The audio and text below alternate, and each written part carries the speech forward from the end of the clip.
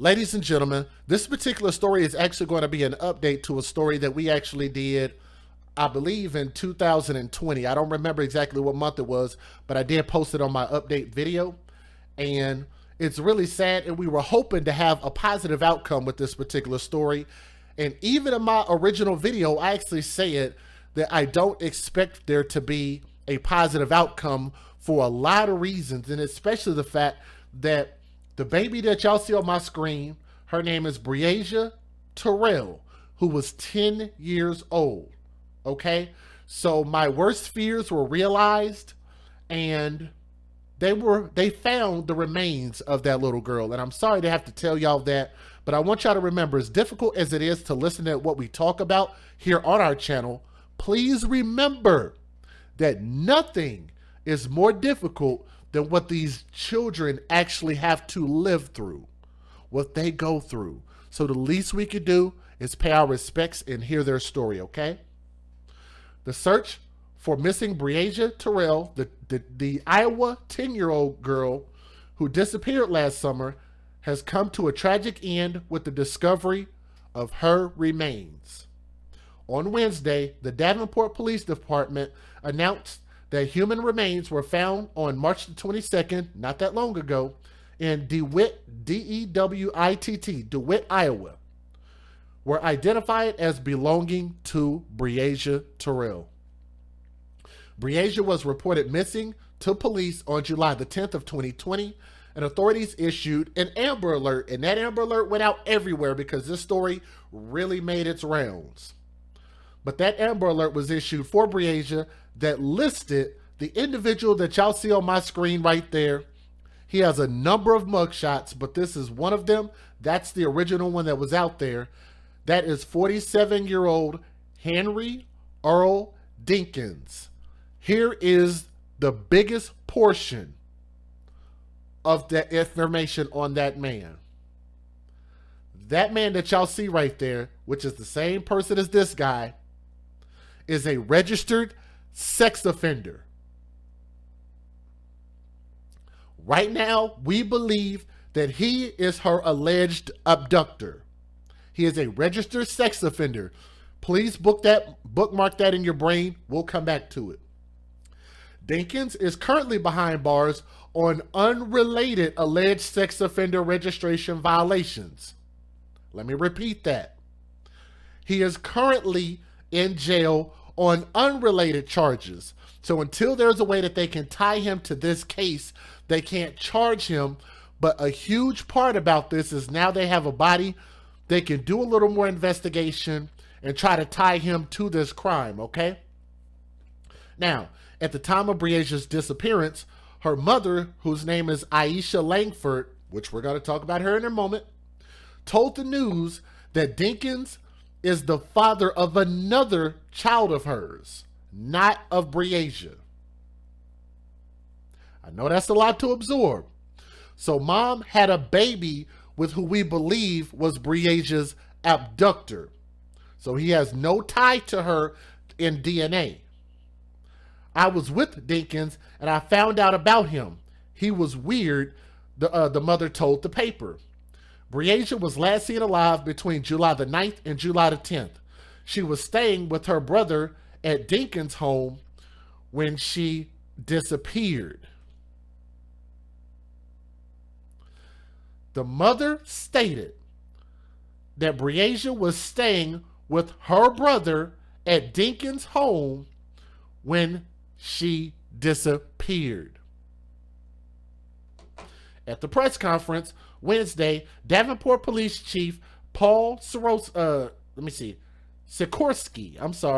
said Breasia's death is being investigated as a homicide, telling reporters, honestly, since she disappeared, we've investigated the case just like it was a homicide. It's unclear how she died, but like I say, that's part of where this investigation takes over. Now, following the news of her daughter's death, the mother released a statement through the National Center for Missing and Endangered Children, and here's what she said. Words cannot describe the heartache and emptiness that we feel now that police have confirmed the remains located in DeWitt, Iowa, are Breasia.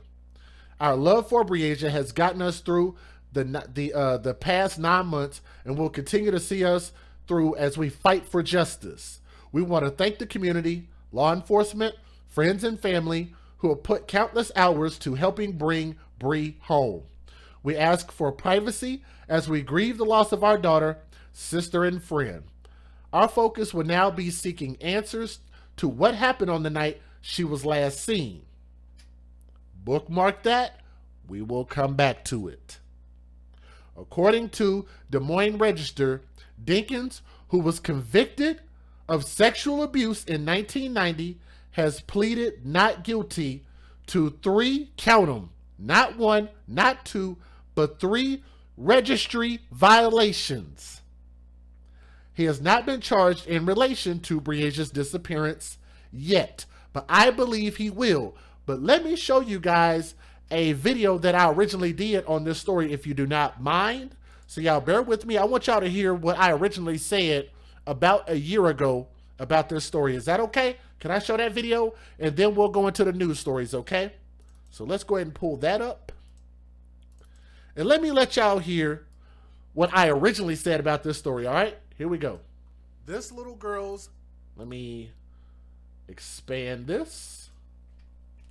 We're going to give y'all a blast from the past. Let me show y'all this video. This little girl's mother. This little girl's mother, Breasia's mother, says that she has another child with the man who is eyed in the disappearance of that 10-year-old girl. Please listen to me closely. A registered sex offender believed to be one of the last people to see Breasia Terrell has reportedly been named a person of interest in the 10-year-old girl's disappearance, and the missing girl's mother has confirmed that she has a personal relationship with the idiot by the name. Let me see if I can get his ugly face on my screen. This loked up head looked like he just crawled out of a hippo's ass. This dude, his name is Henry Earl Dinkins. We'll call him Dinky Face. Funny looking ass dude. This dude is 47 years old. The mother confirmed that she has a personal relationship with Dinkins, a man who has become a major focus of this investigation. But I'm going to read that line again because here's the most egregious part. This man is a registered sex offender. It seems really weird, the fact that the mom was involved with somebody who was a sex offender. I'm not sure what her level of knowledge was about that, but I've always told you guys, hashtag when you date thugs, you date death.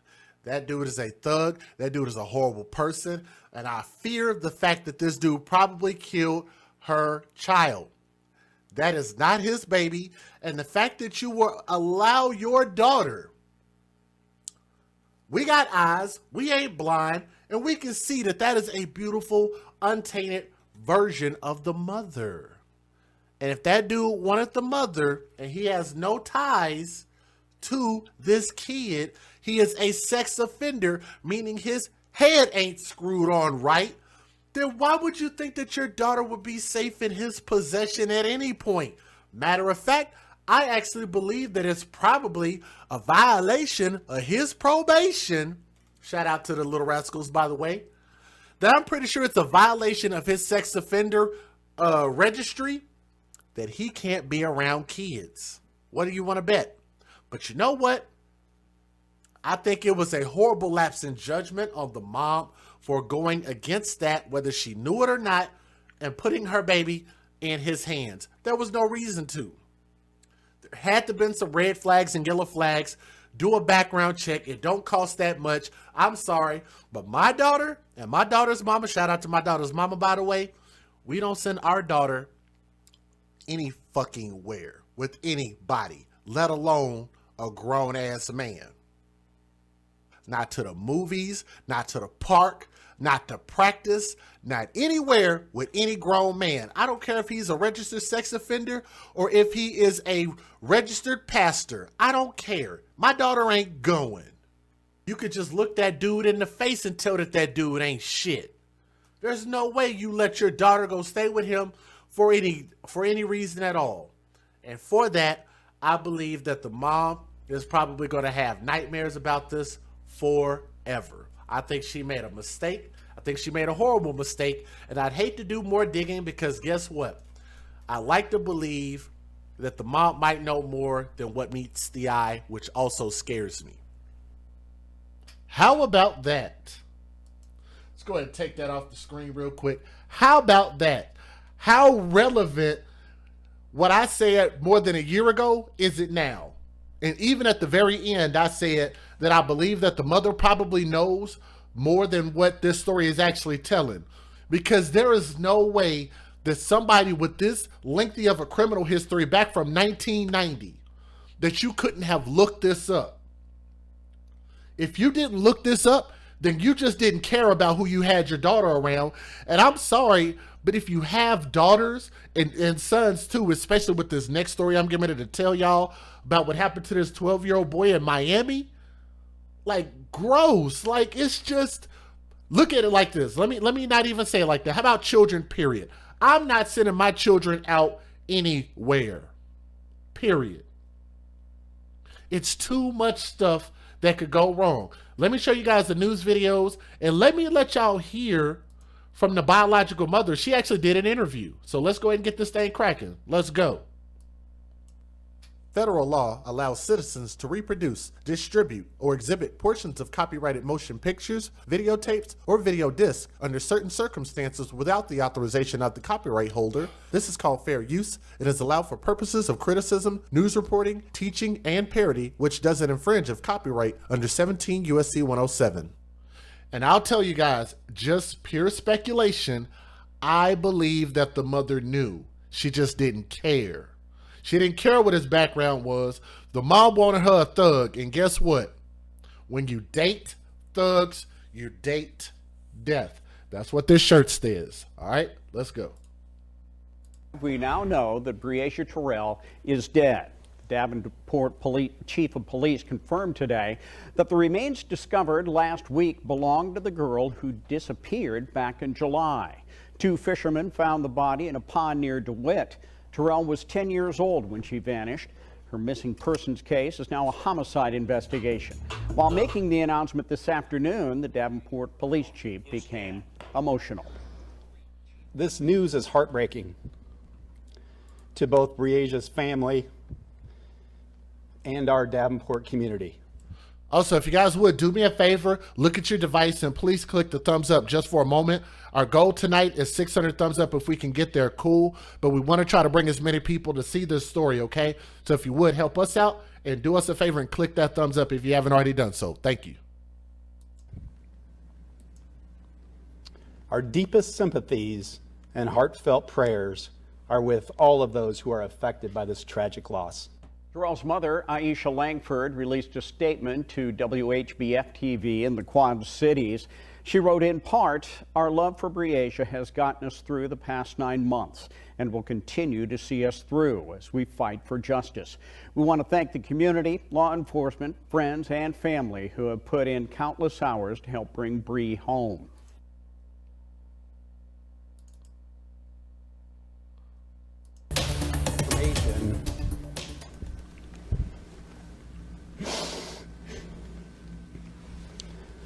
We've received confirmation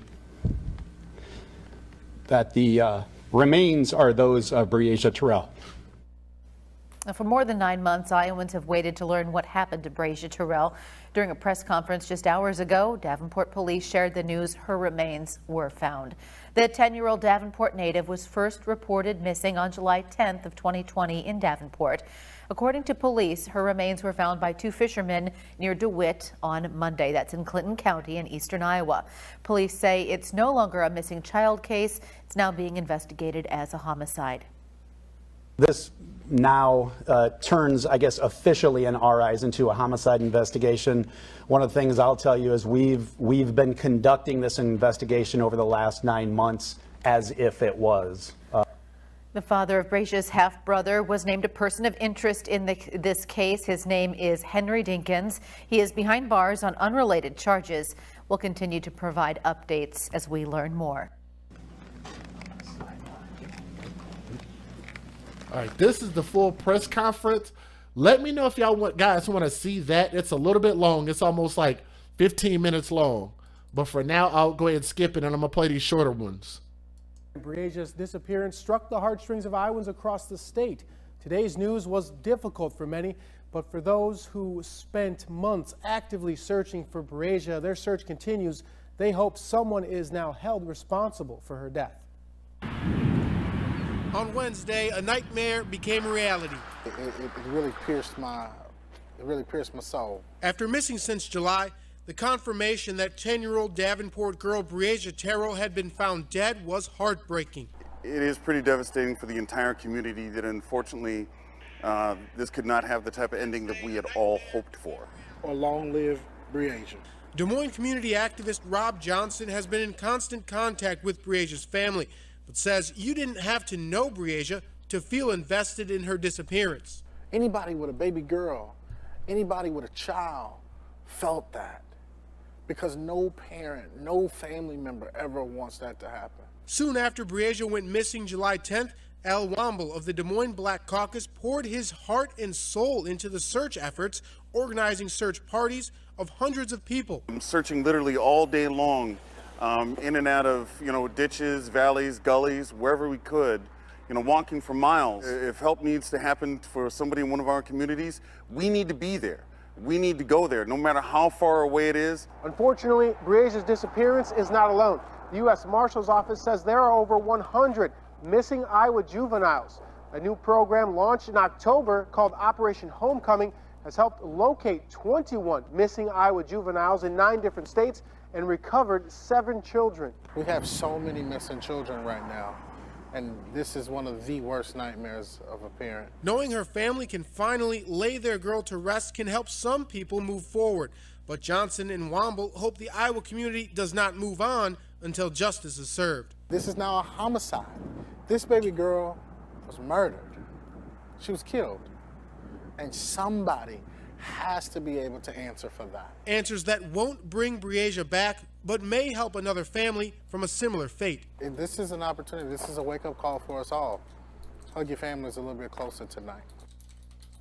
Too many Iowa families are still hoping for that hug. Mothers, fathers, children. There are dozens of people reported missing in Iowa, some that date back decades. You can look through the photos of the missing Iowans at the website on your screen. You can also get there by searching for Iowa Missing Person Clearinghouse. Good evening. There's heartache tonight as people across the state are grieving for Breasa Terrell. Davenport police announced today the human remains found last week are the missing 10-year-old. And new tonight, KCCI's Laura Terrell spoke with community organizers who've been involved in this nearly 9-month-long search. Breasa Terrell's disappearance last July profoundly impacted many, including community organizers here in Des Moines. On Friday, they plan to hold a vigil here at Union Park so that everyone can mourn together. We've received confirmation that the remains are those of Breasa Terrell. A tearful Davenport police chief delivered the news Wednesday. Breasa Terrell's case went from a missing child to a homicide. Very heartbreaking and very devastating. Al Womble is part of a group of Des Moines community leaders who drove to Davenport this summer to help search for the missing 10-year-old. I don't know if anybody can actually use the word closure when we're talking about this because there's still an investigation into her death that needs to happen. Breasa was last seen on July 9th. She spent the night with her half-brother and his father, Henry Dinkins. Dinkins has been called a person of interest and is currently in jail on unrelated sex offender registry charges. When we are able to share details on this investigation, we will. A fisherman discovered Breasia's body last week in DeWitt, about 30 miles from Davenport. Dinkins has not been charged in her death, but police say the investigation is ongoing. We've been in contact with her mom throughout this entire process. Des Moines Reverend Rob Johnson also helped with the search and talks with Breasia's mom daily. He's now calling for compassion and justice. For the family, for Breasia, and for all the babies that are missing, justice has to be served. This was a beautiful young child. I want them to think about her grace and about her beauty and about kind of the light that she brought into the world to other people who knew her. In Des Moines, Laura Terrell, KCCI 8 News, Iowa's news leader. We have gone nearly 9 months now without knowing what exactly happened to Breasia Terrell. There was hope, but then the worst of fears of her family came true today, and more questions remain about what actually happened to the young girl. Local 4 News has team coverage for you tonight. And again, as a reminder, if you guys are listening, please do us a favor. Make sure you click that thumbs up, because I know people have to come and go, but we still have a few more stories. If y'all would, please click that thumbs up, okay? Port Police Chief Paul Sikorsky confirmed the remains found near DeWitt last week were indeed that of Breasia Terrell. 2 men fishing discovered the remains in DeWitt. The autopsy confirming today they belong to Breasia. Local 4's Ryan Risky was at the news conference. Davenport Police Chief Paul Sikorsky had to fight back tears as he brought devastating news to our community. The human remains found in Clinton County have been confirmed to belong to Breasia Terrell. This news is heartbreaking to both Breasia's family and our Davenport community. While the answer to one of the biggest mysteries in the Quad Cities has been solved, now more questions present themselves. This now turns, I guess, officially in our eyes into a homicide investigation.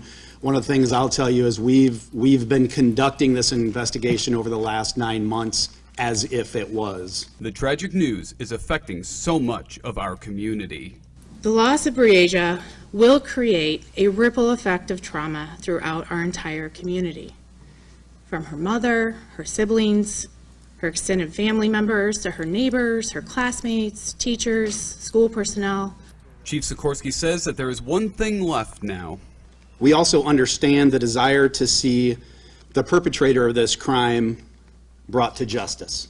In Davenport, Ryan Risky, Local 4 News. And I want to remind you guys, just because we believe that Dinkins did it, they need evidence that they can prove it in court. Okay? So I'm hoping and praying that that's what we get. So we're going to watch one more news video, and then I want y'all to watch the biological mother's interview, and then I'm going to give y'all my thoughts about it in that order, okay? Here we go. Good evening, Quad City Times viewers and readers. My name is Tom Lowy. I'm a reporter for the newspaper, and I am at a memorial set up in the aftermath of the announcement that the remains found in this pond just 3 miles north of DeWitt in Clinton County, those remains were of 10-year-old Breasa Terrell, who went missing from Davenport. So whatever man did this, and I think Dinkins did it, threw her in a river, or a pond, whatever you want to call it. Just threw her away like she was nothing. That is so freaking sad. Late in the night of July 9th or in the early morning hours of July 10th. And today came the sad news that those remains were in fact Breasia Terrell's. They were discovered last Monday by 2 fishermen who were coming down to this pond. This pond is kind of at the intersection of 270th Avenue and 215th Street. And like I said, it's 3 miles north of DeWitt. And so those remains were taken out last Tuesday morning, and yesterday they were officially identified, and Breasia's family was informed, and then today, Wednesday, the community was notified by the Davenport police. So just to take a look at this area here, that's the 270th Avenue, right up there on the hill where my red car is located. And so then, as you can see, there is a drive down path. Looks like people could kind of swing around before these branches were placed there. But you could drive a vehicle conceivably down here, especially in the dry months. But here, what we wanted to show you was somebody is thinking of Breasia. We don't know if this is family members or a perfect stranger, but it's somebody that knew that Breasia played and loved basketball, and this was left here for her in the place that she was left. The Quad City Times will continue to cover this story and bring you important updates on it. Thank you for joining me. Morning, a long hot morning out on Okay, the pavement. now let's pause right there. So I want you guys to brace yourselves. This is the biological mother.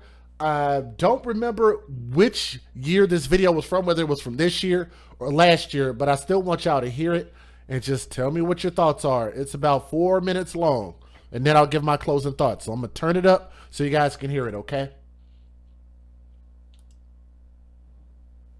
Morning, a long hot morning out on pavement.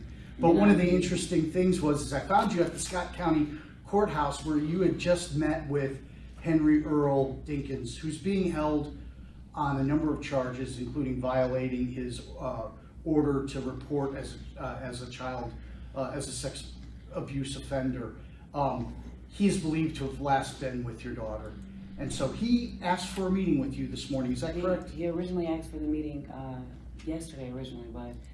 And I noticed her voice isn't that loud. I'll try my best to fix it. Let me see if y'all can hear her talk. Originally asked for the meeting yesterday. Sex abuse offender. He's believed to have last been with your daughter. And so he asked for a meeting with you this morning, is that correct? He originally asked for the meeting yesterday originally, but I mean, my son had questions, you know. They weren't questions that were set up by us, but you know, there were questions that he had wanted to ask him, but Henry's main focus was more on, where's your mom? And you know, it went from that to the point where he Where's your mother? Or when he was talking to the tourists, it was more on like, where's your mom? Okay. And you know, I felt like, me personally, I mean, I gave it some time, calm myself down, and I'm like, you know what? Anything could be a lead. I need to set aside my anger and so much hurt that I got going on inside, and you know, go and see what's going on. See, how do I know, you know, he has something to tell me? Maybe his body language will tell me something, you know, something that may, you know, pop, and you know, he may not know that he's giving me, you know, a leeway to something, but like, I would know it. He wouldn't know it, but I would know it. So I would go in nonchalant because I know that he has a soft spot for me. So, I mean, I did just that, and you know, he accepted my call, which was, I mean, he accepted the visit, which was crazy. He accepted it in seconds, must I say, and came to the phone pretty quickly and picked it up like, you know, hey baby, you know, and I'm like, no, it's hey Aisha, you know, and we went on, and you know, he went on about. So while he was in jail, he spoke to her like, hey baby, like everything is okay. I want y'all to notice that. She said, no, call me Aisha. Please take note of that. Up like, you know, hey baby, you know, and I'm like, no, it's hey Aisha. Y'all hear that? So that she don't deny being in a relationship with him. Crazy. He accepted it in seconds, must I say, and came to the phone pretty quickly and picked it up like, you know, hey baby, you know, and I'm like, no, it's hey Aisha, you know, and we went on, and you know, he went on about talking about numerous other things, and yeah, and you can't go into the conversation because of legal reasons and things, yes. But clear up for some of our viewers, like, how is Mr. Dinkins related to you, or what? How do you know it? Remember, a lot of what we're talking about is the mentality of both of these people. That's what I want y'all to remember. I get what you just said in the chat, but remember, we're talking about the mentality of both of them. I know Henry. We had a relationship history a couple years, probably like 8.5 years back. We were together for about 2.5, 3 years. Him being a sex offender had also surfaced, and his weird ways kind of had me step back, and then him being incarcerated all. Let's back that up. Let's hear that again. She just addressed his sex offender history. Let's hear that again. How do you know him? I know Henry. We had a relationship history a couple years, probably like 8.5 years back. We were together for about 2.5, 3 years. Him being a sex offender had also surfaced, and his weird ways kind of had me step back, and then him being incarcerated all the time kind of definitely had me step back to a lot of things. And we also have an 8-year-old boy together. Okay. Notorious, mostly Langford. Well, originally Langford is what we're working on. Okay. All right. Well, thank you. And that leads us into the kind of another question about social media and a lot of the rumors going on. And you told me yesterday on the phone and again today out on the pavement that it's pretty exhausting trying to keep up and deal with everything. Talk a little bit about what you're going through with social media. What I'm personally going through with social media is that, people are taking the spotlight off of the person that was last seen with her, and they're putting up my background up, and they're like me. You're damn right. Because you took your child to the thug zoo. Why should we not look at you for taking your child to the thug zoo and leaving your child with the thug lion? Should we not look at you? Huh. Okay. They're putting bad words out there, mixing things up as far as the community. Like, it's always one story, and they say bad things like, we did a candlelight to give back to the community that did so well, and the ones that did come out, because a lot of them were looking for stories, and I could have pointed quite a bit of them out, but then those were the ones that did not show up to the candlelight, which was great for me. But the candlelight was to give back and show that we're here and we're not going nowhere, and we're going to stand strong as a community until Breasia comes home. And I had so much negativity, like, oh, you're doing it about death and all that type of stuff. And then I got into an altercation with someone on social media, they're gossiping on a post, and it came to a point where it was just like everyone's calling my phone. And it was just like, you know what, I'm just going to take it down, because at this point, I never really liked Facebook anyway. So she got rid of her social media. Right. Snapchat was something that I liked because my daughter liked the filters. I like the filters too, and I like to make everyone else laugh. If a smile count, I'm there. You never know what anyone else is facing and what they're going through. Y'all smiles is what motivate me to do a lot more than what some may think, And I took my Facebook and I took my Snapchat down, and, because of, the public just, they're so bizarre with trying to get a story. They're trying to get hold of something. And like I told them, once we have something, a very good lead, and once everything is pulled together and Bree's home, you guys will get the story that you guys have been looking for.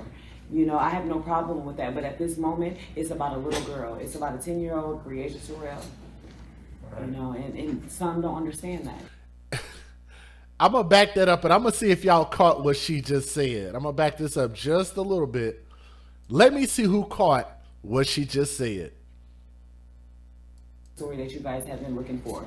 I have no problem with that, but at this moment, it's about a little girl. It's about a 10-year-old Breasia Terrell.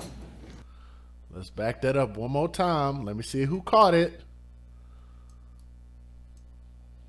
A very good lead, and once this is about who? Everything is pulled together in Bree's home, you guys will get the story that you guys have been looking for. I have no problem with that, but at this moment, it's about a little girl. It's about a 10-year-old. Thank you. Sarah Love caught it. This is why I love you guys in the chat. This is why I love you guys in the chat. Sarah Love caught it. 10-year-old girl is your daughter. This is not about a 10-year-old girl. This is about your 10-year-old girl. Do you see how disconnected she is? She's talking about this like This is like a relative in the family or something. I'm just asking y'all a question. I could be wrong. Everybody grieves differently, right? I'm just saying. She's talking about this like she's talking about like a third cousin or something. Listen again. This is about a 10-year-old girl as opposed to my baby, my child, my daughter, my heart, my love, my everything. You don't hear nothing like that, do you? You don't hear an elevated level of concern about your legacy. Listen again. Her words, not mine. A very good lead, and once everything is pulled together and Bree's home, you guys will get the story that you guys have been looking for. You know, I have no problem with that, but at this moment, it's about a little girl. It's about a 10-year-old Breasia Terrell. Right. You know, and some don't understand that. And I mean, some, you know, they say they understand it, but then, you know, they're on the internet and they're just doing the most. And it hurt me because every time I'm looking at my phone, I couldn't even look at my phone without opening up a Facebook message. I had got over 400 and something friend requests, and many posts that were shared. Some posts that were shared was definitely heartfelt. Some posts that were shared was definitely negative. And I'm pretty sure that one of these they maybe even talked about, you know what I mean? But I mean, y'all, their opinions, you know, it really doesn't matter at this point. And to me, it was more like a shut up type of thing when I took it down, you know, shut up talking to me. And like a lot of them try to talk to me out in public, and it's more like, okay, we're out here. I appreciate you guys, and I love each and every last one of them for coming out and investing that much time in helping me find my daughter. But it's more on like, we're out here for my daughter. You know, all the questioning and on why, you know, that shouldn't matter at this moment. Yes, it should. Why is the most important thing. Matter of fact, I'm going to pause it right there, and I'll give y'all my closing thoughts. I'm going to let the last 13 seconds play. But she said, why shouldn't matter? I'm going to tell you guys, anybody who tells you that the why shouldn't matter, you should absolutely ask them why. Ask them why. Why shouldn't why matter? Why is the most important question that you can ask about anything, whether you're in a relationship or whether your daughter is missing with your ex-boyfriend who is a pedophile or a hemophile, whatever it is, he is on record as a sex offender. So that means he did something drastically wrong, and his mentality is messed up. And you left your child with him. Okay? Why is the most important question? She said, it don't matter why. Yes, it actually does. Because why lets us know how we got to the point of where we're at and how we can prevent getting to this point again. One of them for coming out and investing that much time in helping me find my daughter, but it's more on like, we're out here for my daughter. You know, all the questioning and on why, you know, that shouldn't matter at this moment, you know, because it's still going. Even, you know, as of yesterday, of course, that we're going to roll into that as well. You know, of course, yesterday, that was hectic. But once again, because of social media, I took it down because of this exact reason. I know. Okay, let me go ahead and give you guys my closing thoughts about this. And again, I'm glad that we were able to show you guys my original commentary on this. If you didn't see it, just rewind the video. But why is so important? Why did you have to date this dude who was a registered sex offender is number one.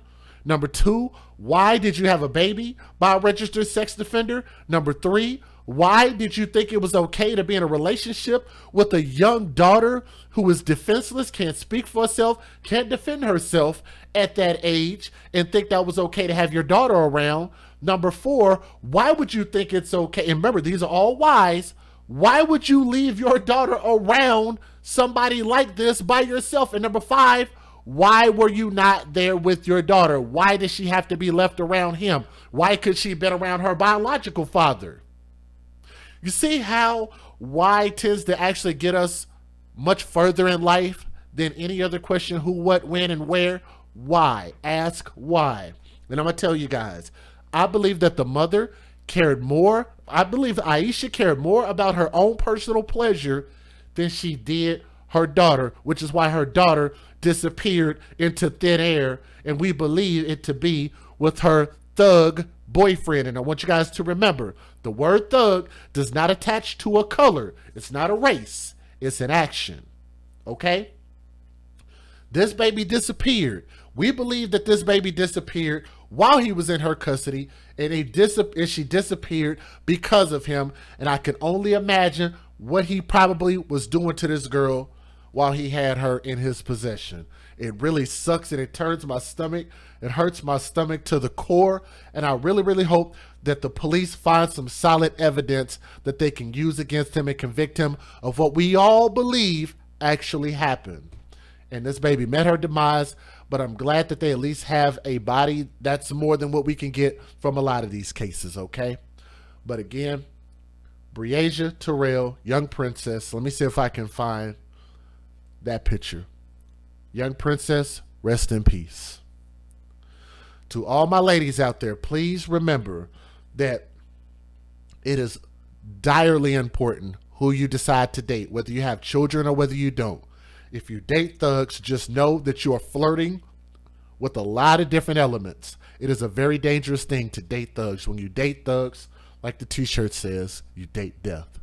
This is a horrible outcome, and we hope that we get justice, okay? I'm DJ Just J. It's not a me thing, but it's a we thing. This is the AFC, and we advocate for children first. We'll see you guys on the next story, okay? Thank you. We have a story coming out of Miami right now. You guys would do me a favor and click that thumbs up. We have a story coming out of Miami. Let me drink some of this water real quick. My mouth was a little bit dry, but we have a story coming out of Miami. How many of you guys actually heard about the little boy who was kidnapped in Miami? How many of y'all heard about this? I'm going to warn you right here and right now. If you are squeamish, this story is really, really going to bother some of you. Okay? So I'm so relieved you have this beautiful girl attention. Thank you so much, Sarah, and all of you guys. I'm glad when you guys are able to, and you know what? And thank you, Sarah, not only for showing some love like that, and thank you for those who clicked the thumbs up and those who donated. I'm gonna read them here in a minute. But let me also say this to Tanique. Tanique asked a great question. Where is the biological father in that situation? I'm sure he's not dead. I'm sure he's alive. Maybe he's in jail. We don't know. But this woman, that mother, Aisha, seems to like thugs. So maybe he's in jail. Who knows? I would love to know what a biological father is. You say you've heard of this story? So shout out to Illicit Deeds if you've heard of this. But see, Illicit Deeds puts up so many stories. And I'm going to tell y'all, between me and Illicit Deeds, sometimes we end up posting the same story. Sometimes I end up streaming stories that she posted, or I'll stream a story and she'll come across it and that she didn't hear about. If we get just in child murders alone, if me and her get overwhelmed the way that we have, then we know we have a freaking epidemic because we can't even keep up. My email gets flooded. And matter of fact, there's actually a father, and I don't want to disparage him, but there is a father who has really, really been pressing me about trying to report on a murder that happened to his daughter. And I get it and I understand. I did send him an email. So I hope that he checks his email, because I sent him a pretty thorough email giving him an answer as to why I can't actually talk about the story that he's asking me to. Because you can't ask me to put somebody's name out there if the police haven't named him as a suspect, a person of interest, or if the prosecutor doesn't have charges against them. I can't do it with no evidence. If there's no evidence, I can't put them out there, because then I'm potentially putting a completely innocent person's character on the line with no evidence, and that I can't do for legal reasons. I'm not going to jail over some bull crap, and I'm not going to get sued over some bull crap.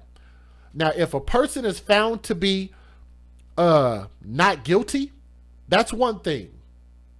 If a person is guilty, then more times than none, we usually find where they either plead for certain charges or they get found guilty. We haven't been wrong yet, and I like to keep that going. which is why I'm very cautious about which stories we talk about. But there's a reason for that. And I hope that brother's out there listening, and I hope he understands this is not a personal thing, but we are going to try to do the right thing. And just because we believe somebody's guilty, if we ain't got evidence, I don't think we should just go just slinging shit to just see what sticks to the wall. I don't like that. I don't like that at all. I know we have a lot of people donating. For those who are donating, I hope everybody understands. If I don't get a chance to shout out every name, just know that I will see it. I do appreciate it, especially the super chats, whatever you guys are sending in PayPal, Venmo, and Cash App. The Cash App is a little bit easier. When I put the prayer hand emoji, when I sign that to your Cash App, just know that I got it, and that's my way of thanking you, because I have to scroll all the way to the bottom to find that prayer hand emoji to make sure and let you guys know that I appreciate it. But I do that every single time you send a Cash App, and I think the ones who do it know it. Breasia's daddy lives in Atlanta and has been present during the entire case. He is from Davenport. See my recent post of Breasia. I shared her father's post. Okay, good. So there we go. That's why I love teaming up with my sister and my friend. Illicit Deeds. Look up Illicit Deeds on Facebook, and you guys can follow that story over there as well. I didn't even know that. I'd love to hear what the father's take is on all of this. I would love for him to come on to the stream. I would absolutely be thrilled to hear what he got to say about this mom leaving this baby with a freaking child rapist, whatever you want to call it, a registered sex offender. I don't know. Melissa Paz, I think she's in the chat. Thank you. And Cash App to Frankie. If you're listening in Cash App, thank you. Tiffany Roberson. Let me see. Thank you to Sold I believe, in Cash App. Thank you. SOAD. If you're listening, thank you. Dre the Dream. Thank you, bro. Paula Newells. If you're listening in Cash App, I hope I pronounced your name correctly. Thank you. Melissa, if you're listening, thank you. Sylvia, Jimmy D, Dominique over in PayPal, and of course my friend Leanne Engel in the chat. If you're listening, Leanne, if you're still there, I think you are, thank you as well. So many people compliment my Babies Lives Matter shirt. I'm going to order more. It really helps spread the amazing stuff that you do. That's from Leanne. That is dope. So she's wearing the shirts, and I promise you guys, when people see it, they're going to ask you about your t-shirts. And you get to tell them exactly what it means and why we represent what we do, okay? That's a great way to segue into this story. I want you guys to look at this dude's face. Ladies and gentlemen, if a picture could tell 1,000 words, what do y'all think this picture would say about the individual that you see on my screen? This man has probably topped one of the weirdest, craziest, most bizarre lists. If I had to pick like a story that I'm just like, did I hear that right? This would be one of them. Let me explain to you guys, and let me forewarn you. This story, you're going to hear some very graphic details. I'm going to say some things also that are not going to sit well with your sensibilities. Some of the pictures that will be blurred out to protect the victim in this story, but those pictures still might bother you because you're going to get an image in your head. So if you can't handle that, I understand if you need to exit the video. But I'm warning you guys, the details are going to be very graphic. So for everybody who is okay with that and can at least hear this baby boy's story, I want y'all to listen at what happened. There's a man that was arrested because initially they couldn't even find this dude, but he was arrested by police Tuesday, and he is accused of abducting and sexually assaulting and then shooting a 12-year-old boy and the 12-year-old boy snuck out of his home so he could go over a friend's house in Florida.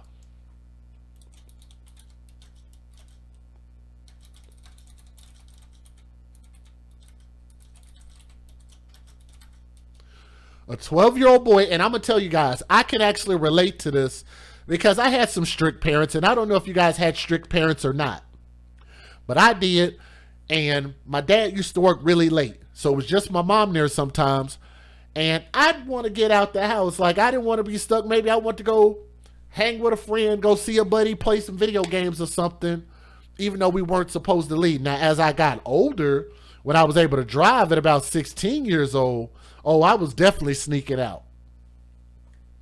I was definitely sneaking out, and I got to just say, I thank the man above for keeping my black behind out of some very serious trouble that I could have got in. I'll tell you that. Because there were a lot of times when I was a hard-headed kid, and when they say a hard head can lead to some bad outcomes. And in this situation, this boy snuck out to go see a friend, and he almost met his demise, but what he went through was even worse. Police said that they arrested the man who is this guy. His name is Alex Santiesteban. Alex Santiesteban, who was 43 years old, and they arrested him Tuesday, and he is charged with sexual battery, with a deadly weapon and serious injury, and kidnapping a child under the age of 13 years old, and attempted murder. Keep in mind, this is a 12-year-old boy.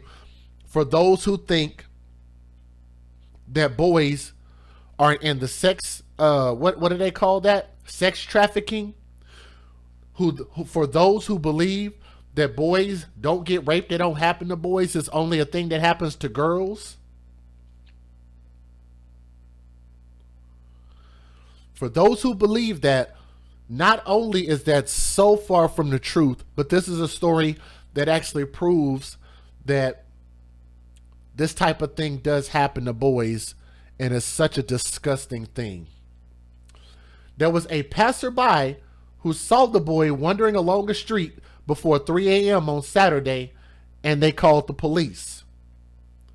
The boy later told police that he heard a loud bang and was pushed out of a car. He had been shot in the jaw and was temporarily blinded. He lost his sight, and he was using his touch to try to find his way around to seek help. And that's according to Miami-Dade detective Alvaro Zabet. According to the police, excuse me, I can't pronounce that dude's name. The Good Samaritan who told the television stations not to identify him by his full name was recorded on surveillance video escorting the boy who was crying, and escorted him into a food mart to get help. He was screaming, "Help me, please, somebody help me." So I brought him to the store where they could call police, the man told the television stations. So here's what you guys need to know about that, because some of y'all might be wondering why he didn't do more, or why he didn't call the police immediately. The reason for that is because this dude honestly looks like he's a homeless man, and he probably doesn't have any type of means, and probably doesn't even own a cell phone. You will see that from the video, because they actually did an interview with the guy who looks homeless. I could be wrong. Maybe he's a completely normal guy. But anyway, the investigator said that they had placed pillows into his to his bed to trick his parents into thinking he was asleep before leaving the house on Friday night. He said he walked to a friend's house about 2 miles away. He was on his way home when he was forced into a car, according to police.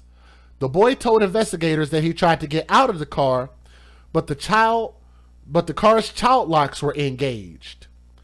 An arrest report said that Santi Esteban, that guy, and I want y'all to look at his face, like he literally looks like if you took out like one of those Cool Ranch Dorito chips, and if you put some hair on it, like some fluffy hair on it, that's what he looks like. He literally looks like a Cool Ranch Dorito chip face looking ass.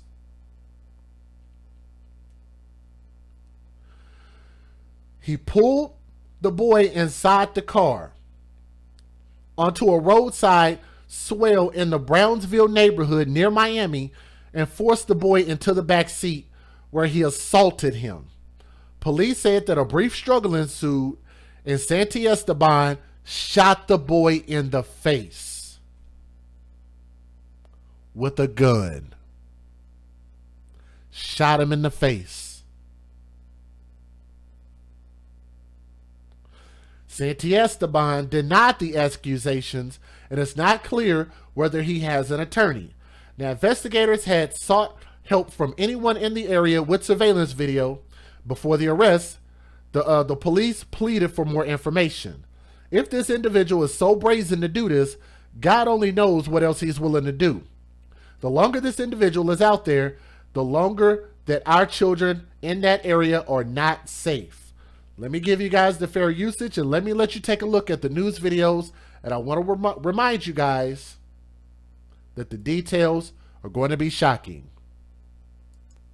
Federal law allows citizens to reproduce, distribute, or exhibit portions of copyrighted motion pictures, videotapes, or video discs under certain circumstances without the authorization of the copyright holder. This is called fair use and is allowed for purposes of criticism, news reporting, teaching, and parody, which doesn't infringe of copyright under 17 U.S.C. 107. I actually have to agree with that. He did kind of look like Sideshow Bob. But let's take a look at this. Let's go. Right now at 5, a CBS 4 News safety alert. A 12-year-old boy is recovering after police say he was abducted, assaulted, and then shot. Police say this happened between 2 and 3:30 in the morning on Saturday when the boy was walking in Miami's Brownsville neighborhood. Now, police say the child's attacker is still out there. The boy remains in the hospital, and we want to warn you, the video of the story is difficult to watch. CBS 4's Ted Scouten is live for us in Brownsville where the terrifying scene unfolded. Ted? Yeah, Elliot and Carly, we're learning new information today. First news that we learned is good news in this situation. His injuries are not life-threatening. That's what police told us earlier today. Now, it was right back here in this empty lot where police say that attack happened, and it was several hours after detectives say he snuck out of his house. It's difficult to watch as we see a bloody 12-year-old stumble.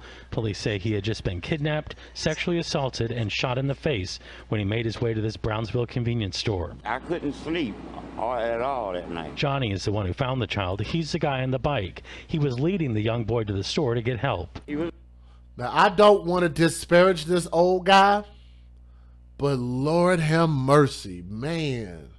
This is like worst case scenario. And I want y'all to notice that it don't seem like anybody was in a rush to try to help this boy. Look at this. Kidnapped, sexually assaulted, and shot in the face when he made his way to this Brownsville convenience store. I couldn't. This is the guy who saved him. This guy is a good guy. I guess you can call him the hero in this situation. But clearly, it was only so much he was going to be able to contribute. Just sad all the way around. I don't mean to be disparaging to him, but Lord have mercy. Sleep at all that night. Johnny is the one who found the child. He's the guy on the bike. He was leading the young boy to the store to get help. He was screaming, "Help, somebody help me, please, please, please." So I brought him to the store where they could call the police for him, you know. He was conscious. He fell on the sidewalk, and he said he had been shot. You can see the child reaching out to steady himself on the garbage can, then falling to the ground. Police tell us he was not able to see after his attack. It happened just blocks away, between 2 and 3. It just don't seem like anybody cared. And again, to answer the question, people are asking, why did he sneak out of the house? He went to go to a friend's house. A lot of us have been rebellious as kids and tried to sneak out of the house for whatever reason. I think the majority of us have done that. I say at least 50% of kids, especially if you're close to being a teenager, we've all snuck out of the house. Is that fair of me to say? I think that's fair. 3:30 in the morning on Saturday. Detectives say the 12-year-old snuck out of his house to visit friends when a man in a black four-door with a gun grabbed him at Northwest 43rd Terrace and 30th Avenue. He says the driver got off, walked up to him, and that's when grabbed him and forced him inside of the vehicle. Once he was inside the vehicle, he tried to get out, but the child locks were activated and he couldn't open the doors. Police say he was driven to this empty lot at Northwest 45th Street and 31st Avenue, where he was sexually assaulted and shot inside the car. The young boy was trying to fight him off. During the struggle and the fight, he hears a loud noise. He didn't even say bang. He just said he heard a really loud pop. And when he heard that pop, that's when he noted the subject opens the door, pushes him out of the car. At that point, police say he could not see, so he began to wander, guiding himself by touch, looking for help. That's when Johnny found him, and he got the help he needed. That bullet would have gone a millimeter in either direction, and this boy would have lost his life right there on that scene. And tonight, that attacker is still out there. Investigators need your help on this one. They don't have a lot to go on, except that he is a tall man with curly hair who is in a black four-door sedan. If you have any information that can help, give Miami-Dade Crime Stoppers a call. That number is 305-471-TIPS. Live in Brownsville, Ted Scout, CBS 4 News. You'll only see on Local 10 News, a 12-year-old boy collapses moments after police say he was abducted, raped, and then shot. The attack happened early Saturday morning. And while that boy recovers in the hospital, investigators are on the hunt for who did this. And Local 10's Terrell Fournay is live in Northwest Miami-Dade with his safety alert. Terrell, just awful. And again, I don't want to make the people who were out there and this situation was dumped onto their lap feel bad, like the gentleman in the yellow shirt. But I got to tell y'all, man, I think it's really sad. And thank you, Dre the Dream, for even bringing that up. That nobody attempted any type of medical anything. I mean, to try to just check on him. It just seemed like people were just standing around and just looking. I don't know. I don't really know what you're supposed to do, but it just don't seem like people were quick to try to help, in my opinion. But watch these videos. They're going to be a little hard to watch. Here we go. And this story is just disturbing on just about every level you can imagine. But this is the market where that boy literally collapsed as bystanders rushed in, called 911 to do what they could to save this 12-year-old. We've blurred his face because of the sensitive nature of the crime, but you can clearly see the moment when a critically injured 12-year-old boy collapses to the ground after enduring a terrifying and brutal ordeal. But I only saw him. He was screaming, help, somebody help me, please, please, please. So I bring him to the store where they could call the police for him, you know. This Good Samaritan, who only wants to go by his first name, Johnny, is actually seen on that surveillance video on a bike, escorting the bleeding boy to the Foodland Market at Northwest 47th Street and 37th Avenue. This was early Saturday morning in the overnight hours. He was conscious. He fell on the sidewalk, and he said he had been shot. That was all. This old guy, I understand. I mean, you could just look at him and we understand. It wasn't much he was going to be able to do. He did what he could. Pat on the back, whatever. But the other guy, anybody else around, it just don't seem like they were quick to try to jump in. By the way, if you guys are watching, don't forget, please click the thumbs up. Our goal is always about 600 thumbs up. If we can get there, it's a very simple, easy thing to do to try to help spread awareness about this, okay? Because I want y'all to remember that it's more people out there that's just like this, so we got to be able to talk about these stories and spread this news, okay? We got to do right by our children. So let's spread these stories, okay? All I know. Police tell Local 10 earlier that morning the child was walking near Northwest 47th Terrace and 30th Avenue when he was abducted, forced into a black four-door sedan. The 12-year-old boy told detectives he was then sexually assaulted by the man and then shot before being pushed out of that car around Northwest 45th Street and 31st Avenue. As the boy stumbled away for help, this is when he apparently encountered Johnny. What else was he saying? Help, help. He was just screaming help. Help. He was calling at everybody gate, around the corner there. So I brought him. I say, well, follow me to the store. You know, I didn't have a phone. The surveillance video shows witnesses calling 911 and giving the boy a bottled water. Moments later, police and paramedics. They just walk out and give him a bottle of water? He's been sexually assaulted and shot in the face with a gun. He's walking around with only his underwear and a t-shirt, blood all over his legs, and even so it's not just a man now in the yellow shirt. Now it's a woman in the pink shirt, and she walks out and gives him a bottle of freaking water. Oh my goodness.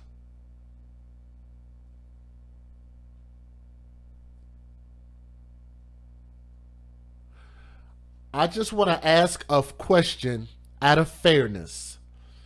Would these people have behaved any different if it were a 12-year-old girl as opposed to a 12-year-old boy? I'm just asking a question. And you guys can be as honest as you want. They gave him an effing bottle. He's shot in the face. He's clearly suffered trauma. He fell down, couldn't stand, couldn't talk. And we're just like, here's a bottle of water, shake it off.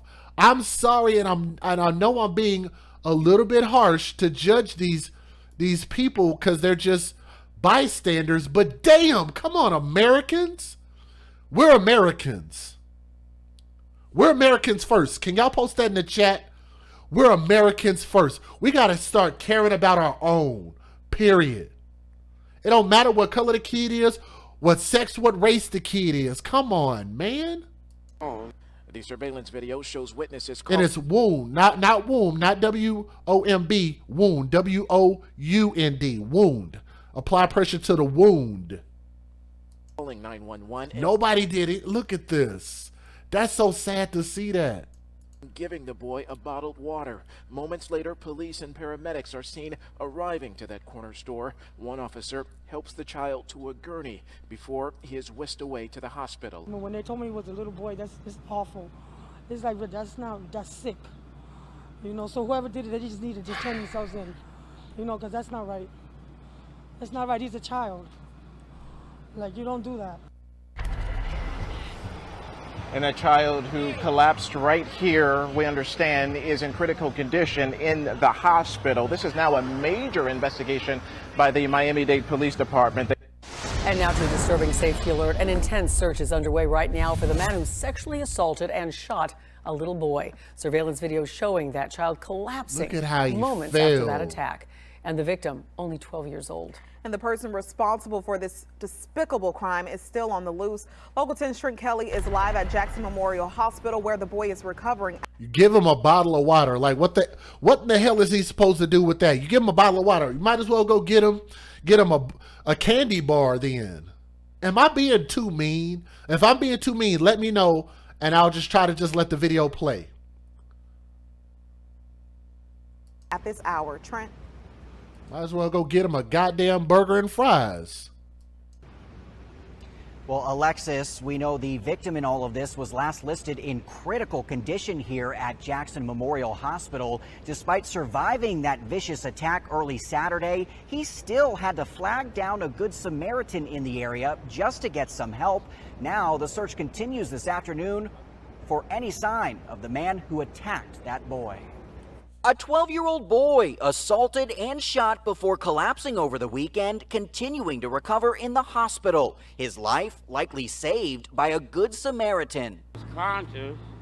He fell on the sidewalk, and he said he had been shot. That was all I know. This man, who only goes by Johnny, says he found the young boy wandering alone and crying early Saturday, blocks away from the Foodland Market on Northwest 37th Avenue and 47th Street. He was screaming, help, somebody help me, please, please, please.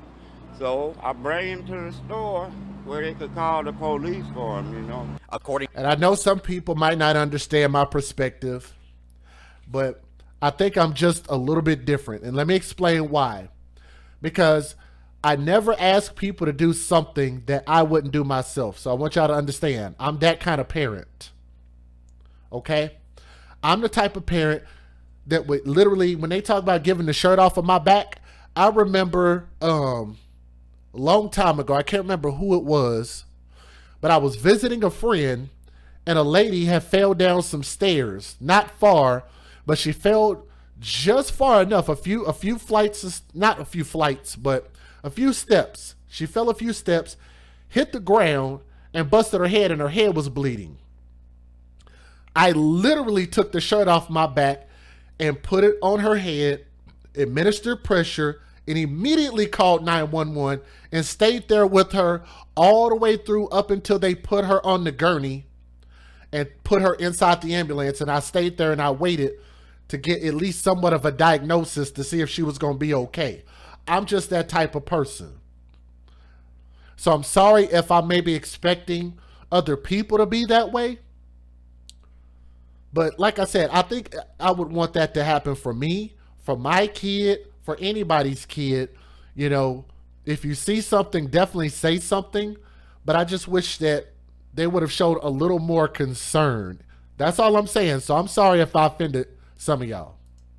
To investigators, the child was initially walking in the area when he was abducted by a man who forced him into a black four-door sedan. At some point, the victim says he was sexually assaulted right before the stranger pulled out a gun and shot him. The boy eventually forced out of the car and was later found stumbling around for help. This surveillance video from the food market shows witnesses coming to the boy's aid and offering him water. But then again, I'm the type of guy, and you guys can actually scroll back on my Instagram and see it. There was, in Oklahoma City, there was like a 7-car highway accident where a woman had got drunk and drove the wrong way, which I noticed now because I finally found out what actually happened because the case is finally closed and they were able to tell me. But she got onto the highway and drove backwards and hit somebody head first and caused a huge pileup in the middle of the night on the highway. And as soon as I came up on it, everybody else just pulled to the side and they just stopped and they were looking. I parked my car, got out, and immediately started going to cars to get people out of the cars or to try to administer some type of aid, anything, something, to check and make sure that they were okay. And we ended up saving a couple of people's lives. One lady in particular. And I've kept in touch with that lawyer and those people. I think that was like maybe 3 years ago, maybe even 4 years ago. But I'm that type of dude. That's just me. I don't know. Maybe that's stupid. I don't know. Within minutes, both police and paramedics arrive, with one officer helping the child onto a gurney before taking him to the hospital. The sickening crime leaving neighbors in shock. Sick. You know, so whoever did it, they just need to just turn themselves in. You know, because that's not right. That's not right. He's a child.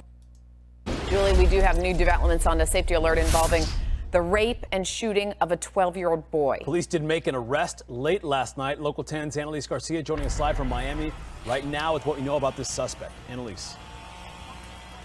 JC, Eric, this 12-year-old boy is here at Jackson Memorial Hospital recovering, and police are releasing the identity of this man this morning. Let's take you to his mug shot. This is 43-year-old Alex Santiesteban.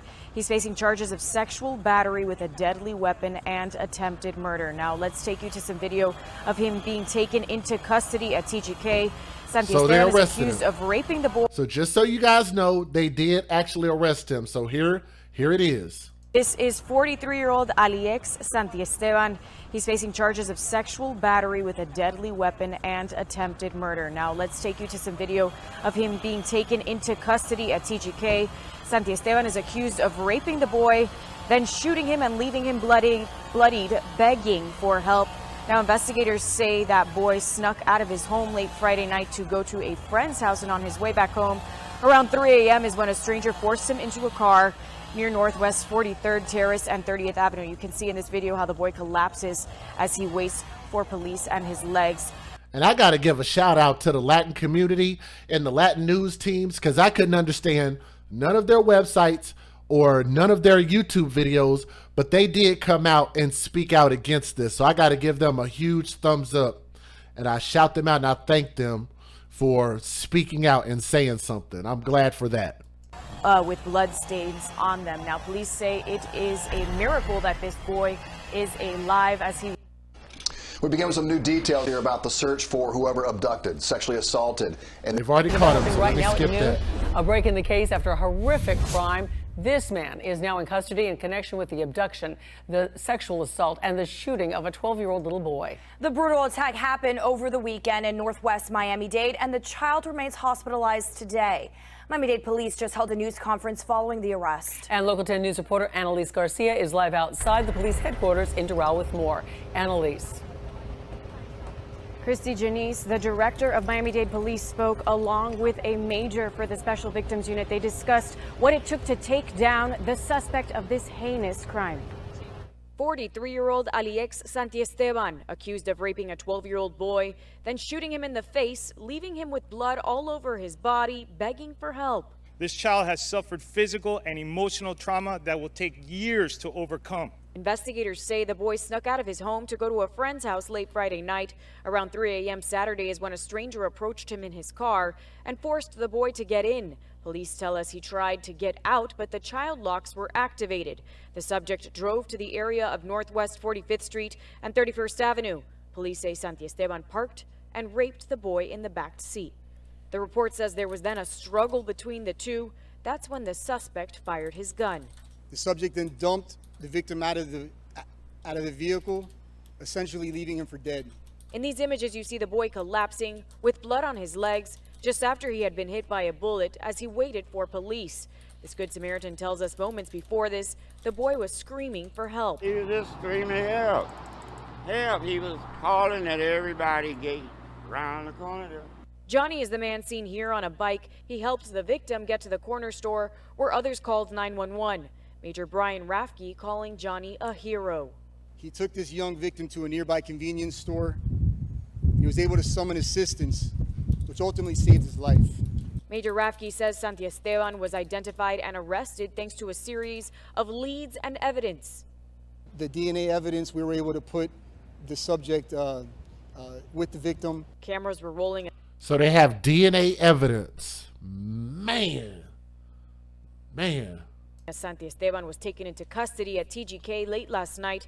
He's now facing charges of sexual battery with a deadly weapon, attempted murder, and kidnapping. And right now you're looking at video of officers getting to the suspect's apartment building today. This was about an hour ago. Also, crime scene techs arriving as well. Now, when Santiesteban was arrested, police tell us that they recovered a firearm and the vehicle in question, so where this rape allegedly happened. They also tell us that the suspect is denying these allegations. As for that little boy, he's still recovering in the hospital. I hope that boy testifies to the fullest extent and gives every bit of detail and gets that dude convicted. And I'm going to tell y'all, he survived, and I hope he grows up, and I hope he turns into a big bodybuilder or whatever the case is, this young 12-year-old boy. And man, if it was me, I would hope to never see that dude ever again in life, because I couldn't promise you what I would do. I hope he don't do nothing. I hope he can find some forgiveness in his heart and get some therapy. This 12-year-old boy is going to need therapy. Let me not even put that in the atmosphere. I was wrong for doing that, but that would put so much rage in my heart. I'm sorry. Miami-Dade's police director calls him the face of evil. Tonight we're Y'all wonder why bad stuff happened to these people in jail. Oh, they gonna have a field day on that fool right there. What happened the night police say he abducted, raped, and shot a boy. The details alleged in the arrest form are heinous and disturbing. And a police source tells CBS 4 News it did not all go according to the attacker's plans. So a second bizarre incident took place after the young victim escaped and collapsed while waiting for help. CBS 4's Carly Barnett is live in Miami with the new details tonight. Carly? Elliot, Lauren, that boy is still recovering here at the hospital tonight, but police say the man accused of these heinous crimes against the child is sitting in jail with no bond tonight. Now, that is despite the lengths that a source tells us exclusively that the suspect went to try to cover up his alleged crimes. This individual poses a great danger to children in our community. The man accused of kidnapping, sexually assaulting, and shooting a 12-year-old boy faced a judge Tuesday. It's awful. It's awful. Thank God he's found, because I'm afraid. Neighbors horrified to learn a man charged with kidnapping, sexual battery, and attempted murder of a child lived there. I got scared. Like, he lives in the same complex that I live in. There's kids in here, too. Monday night, 43-year-old Alex Santiesteban was arrested from his third-floor apartment in the Island Living Complex in Miami. I used to go out overnight, and I used to see the guy come, like, walk around. Yeah. Had a very creepy face. Miami-Dade police say around 3 a.m. Saturday in Brownsville, a boy had snuck out to see his friends. According to the arrest report, Santiesteban pulled up and forced him into the backseat of a car, sexually assaulted him, and shot him. Well, he tried to get out, but the child locks were activated. A source close to the investigation sheds more light on what transpired, saying Santiesteban grabbed the child from behind, and while he held one hand over the child's mouth, he used the other to shoot the boy. The bullet went through the child's face and came out, striking Santiesteban in the hand as well. After the attack in Miami around... So even with that evidence, he's still trying to deny that he was involved.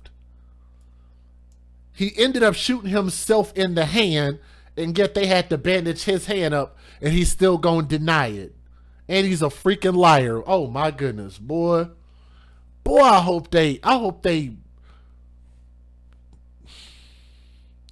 do some terrible stuff to him in prison.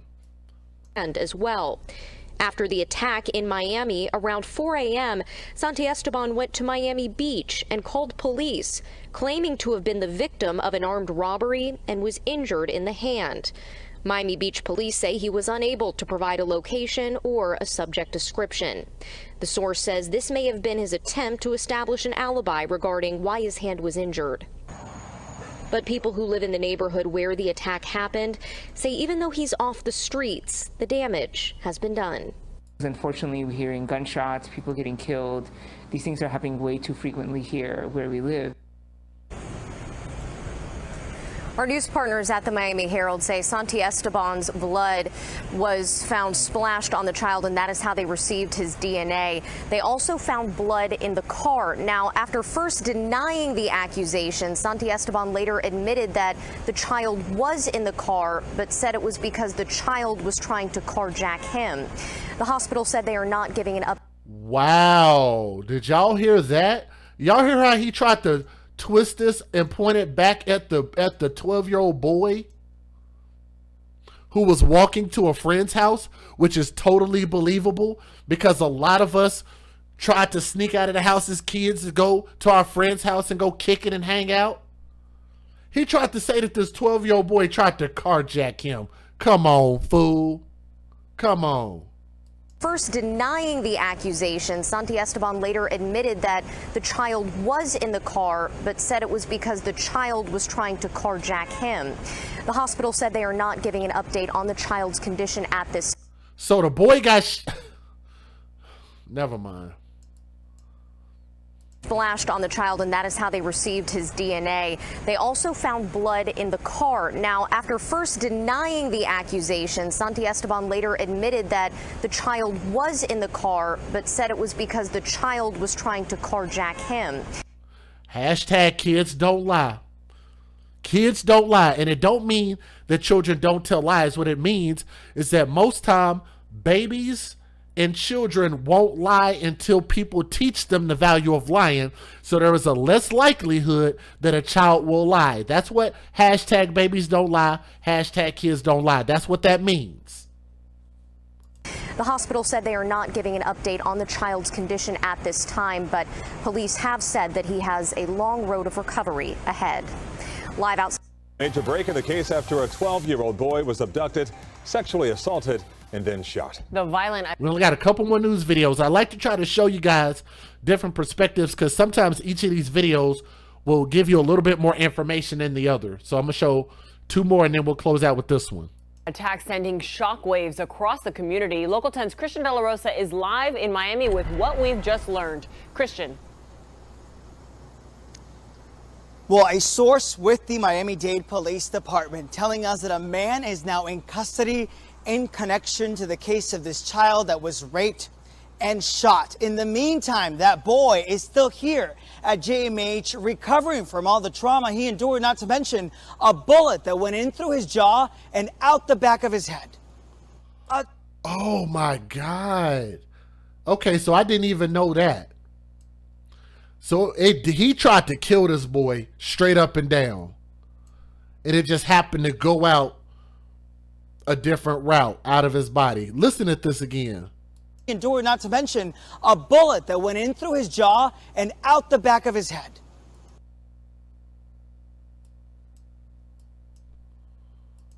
And shot. In the meantime, that boy is still here at JMH recovering from all the trauma he endured, not to mention a bullet that went in through his jaw and out the back of his head. That ain't nothing but God. That ain't nothing but divine intervention. That boy is so lucky. He is so lucky. Wow. A 12-year-old lays raped, shot, bloodied, and begging for help. Investigators say the boy snuck out of his home late Friday night to go to a friend's house.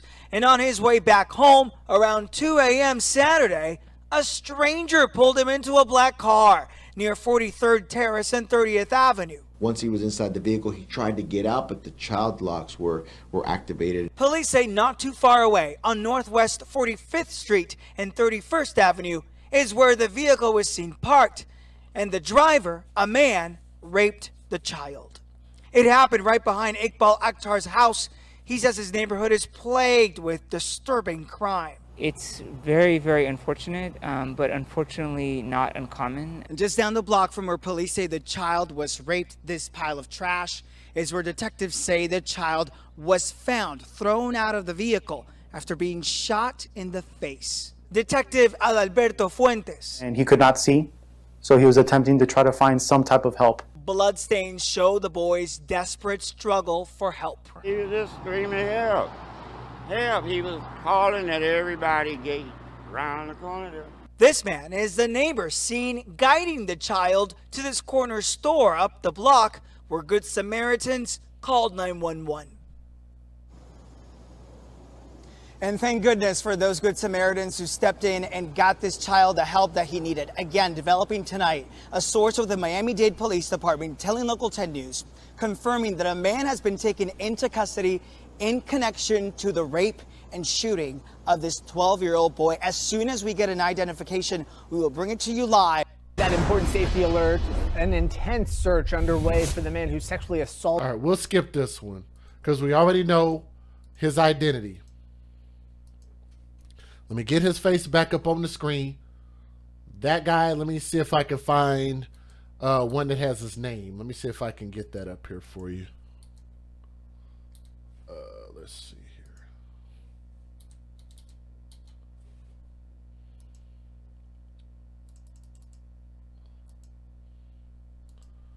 Maybe not. I'm having some issues here. Let me see if I can get it up. Right there, Alex Santiesteban.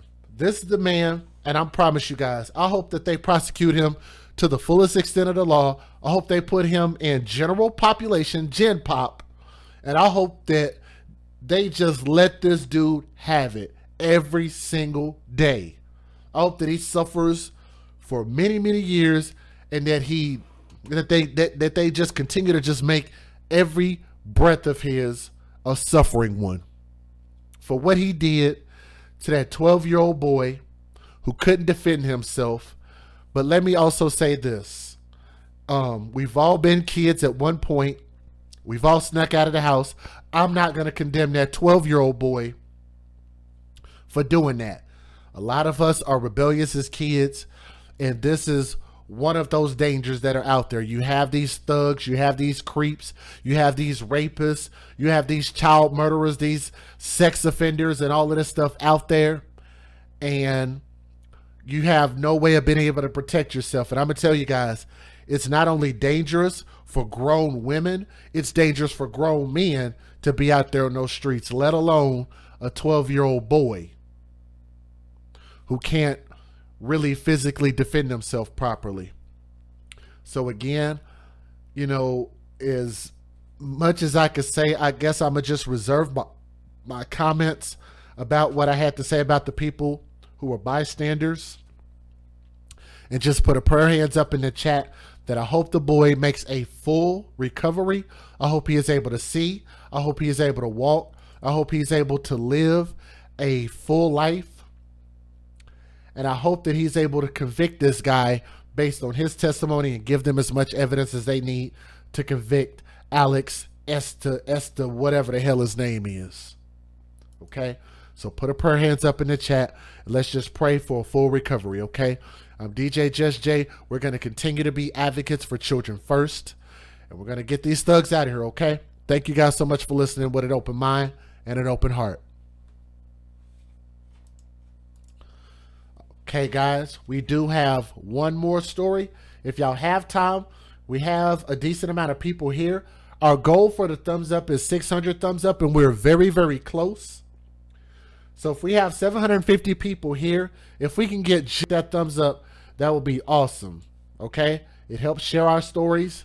It lets more people know that we're live. And why this thing is not, let me get these out of here. Let me see if I can fix it. Hold on. Okay. All right, there we go. All right, if y'all don't mind, I got one more story I want to tell you, and then I'll go ahead and let you guys go for the evening. This one's going to be a little bit short, but this one falls directly under everything I've been talking about mom's boyfriend. Can we get a hashtag in the chat? Mom's boyfriend. Now, I almost forgot. One of these kids had a... Okay, this one. So we also got a GoFundMe that we need to talk about as well with the current story. Let's see if I can move some of these out the way real quick. Smooth this. Smooth this. All right. Hashtag mom's boyfriend. And again, if you guys are donating, I will shout them out just as soon as this story is over. So we had 2 people donate in Venmo. And also want to say thank you, Mookie Lolo and Lan Eversley. And Leanne Ingle said, please hit the thumbs up. And she donated $25 in the super chat on top of what she already donated. I want y'all to understand. Thank y'all so much, Leanne Ingle. I cannot thank you enough. But if y'all would, if you don't do it for me, do it for Leanne, please. She is such an amazing supporter, and I cannot thank you enough. Let's go ahead and talk about this. Ladies and gentlemen, Houston, Texas takes another L. Why? Why do we continue to keep having so many stories come out of my home state, out of Texas, and so many of them come out of Houston? Houston, Texas, Spring, Texas, the surrounding area of that area. I don't know what's going on. I don't know what they put in the water out there. Which is why when I drink water, I drink Fiji water. I don't drink that water out there in Houston. I don't at all. I don't know what the hell is going on out there. And people in these hotel rooms and kids dying in hotels. But let's talk about this story about this baby boy who actually was very close to somebody seeing something and saying something and saving his life. They did all they could do. And this mother still failed this boy. But let me explain that I might say some things that might not sit well with your sensibility. So I want to apologize in advance if you can't handle me being real about what's going on with these children, okay? The mother of this young boy who you see on my screen was found dead in a Houston hotel room on Tuesday. Apparently told police that she was the mother. Let me see if I can get her face up on the screen. And I don't know why she said this.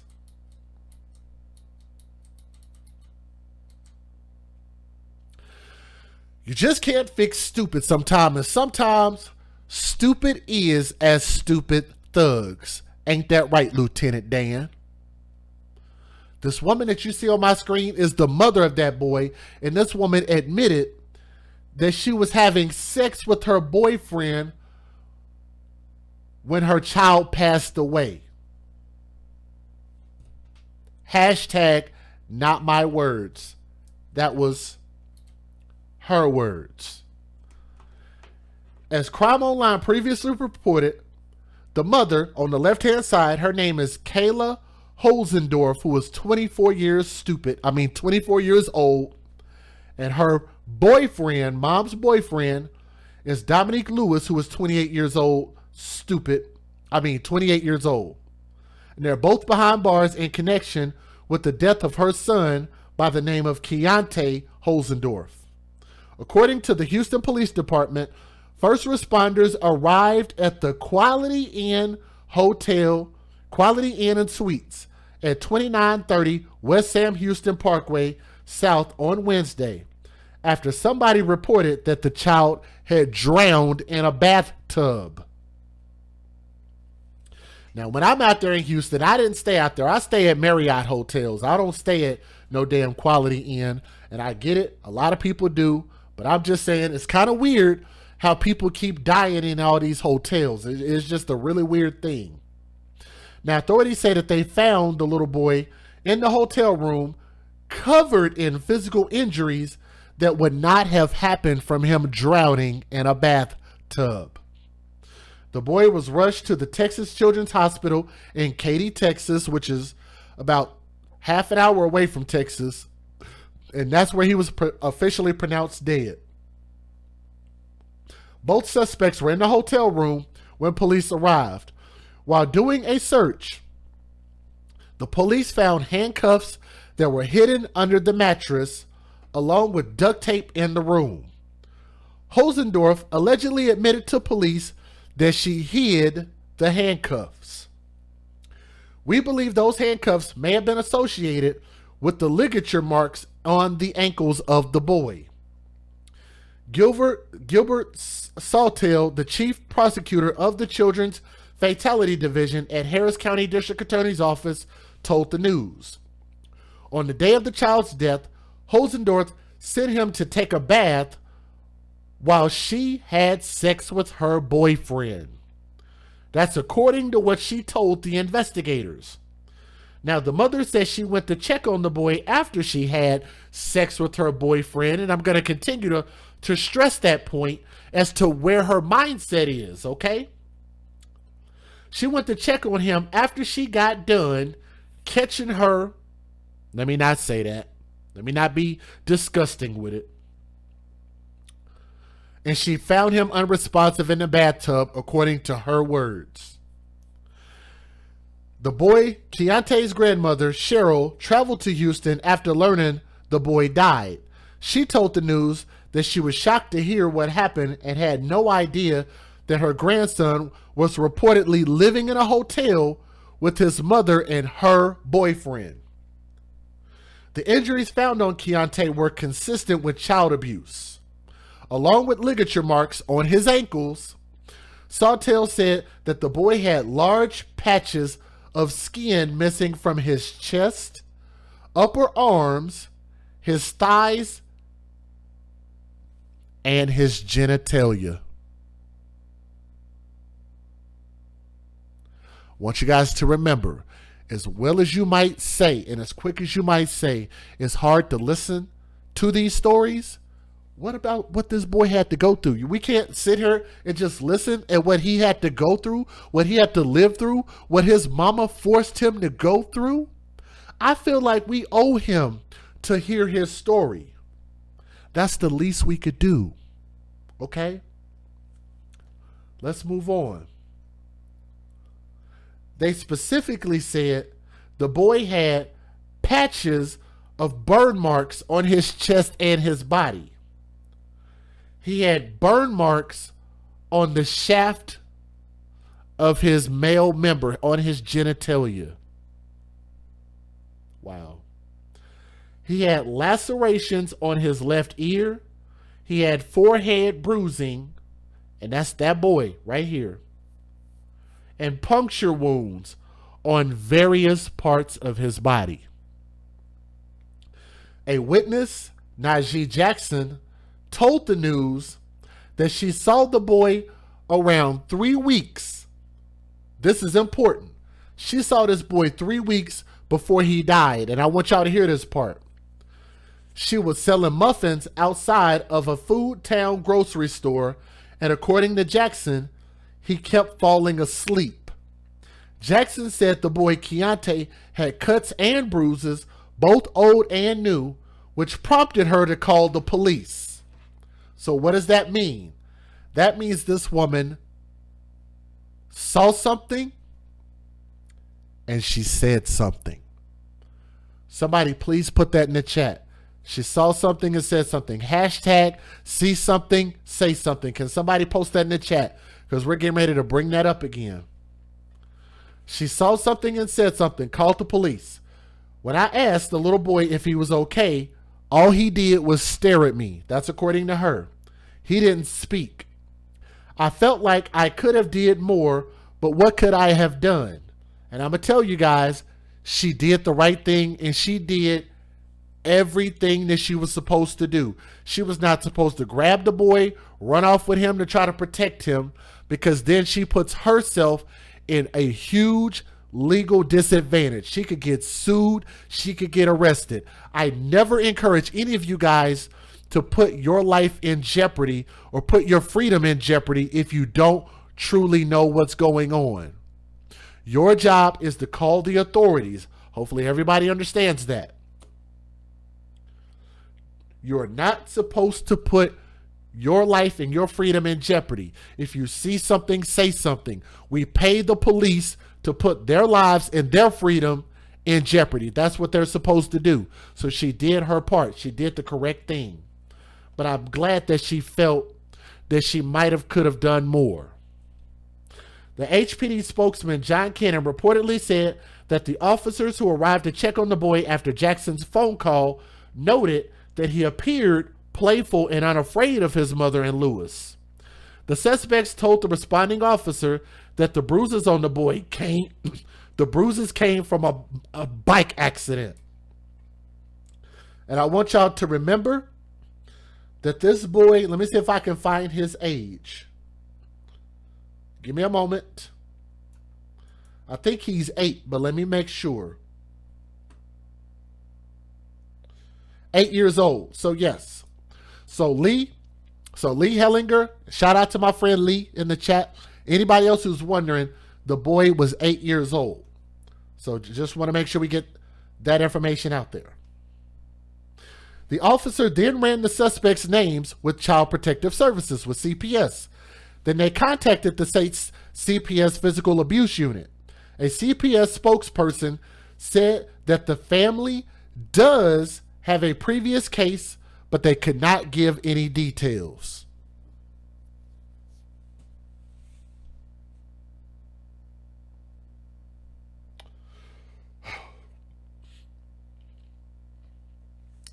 The police went to CPS. Matter of fact, I don't even understand this. So let me get you guys to understand something. The police can be privy to classified information just as well as Child Protective Services. What is the disconnect? There is a disconnect there. Why is there a disconnect where CPS can't tell the police the details of a case? Why can't they tell the police? And I'm asking that question when I ask why, is I'm insisting that they should. They should be able to tell the police everything that they know. That boy's life depended on that information. But they said they do have a case, but we can't give the police the details. That sounds stupid as hell. Both suspects were detained and subsequently arrested.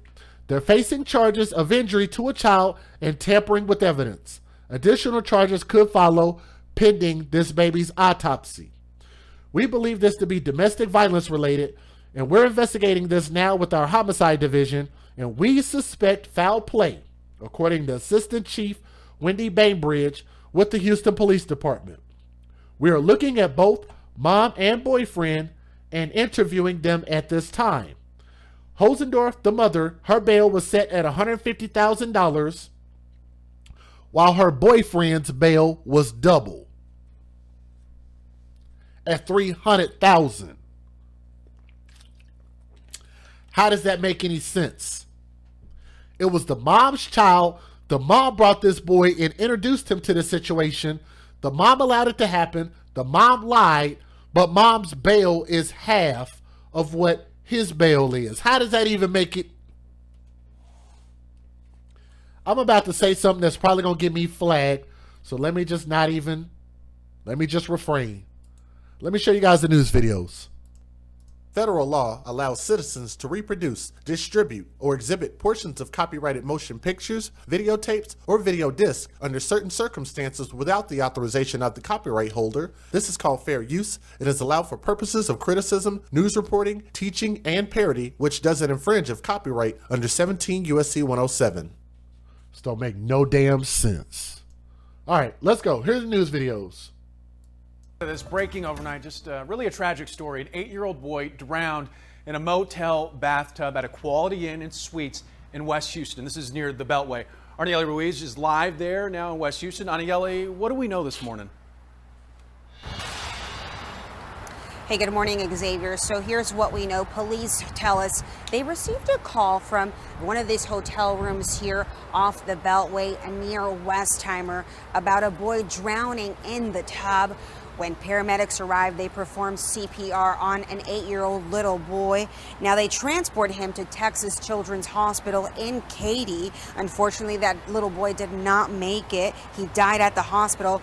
But police are now looking into the mom and her boyfriend. They were both in the room when it happened.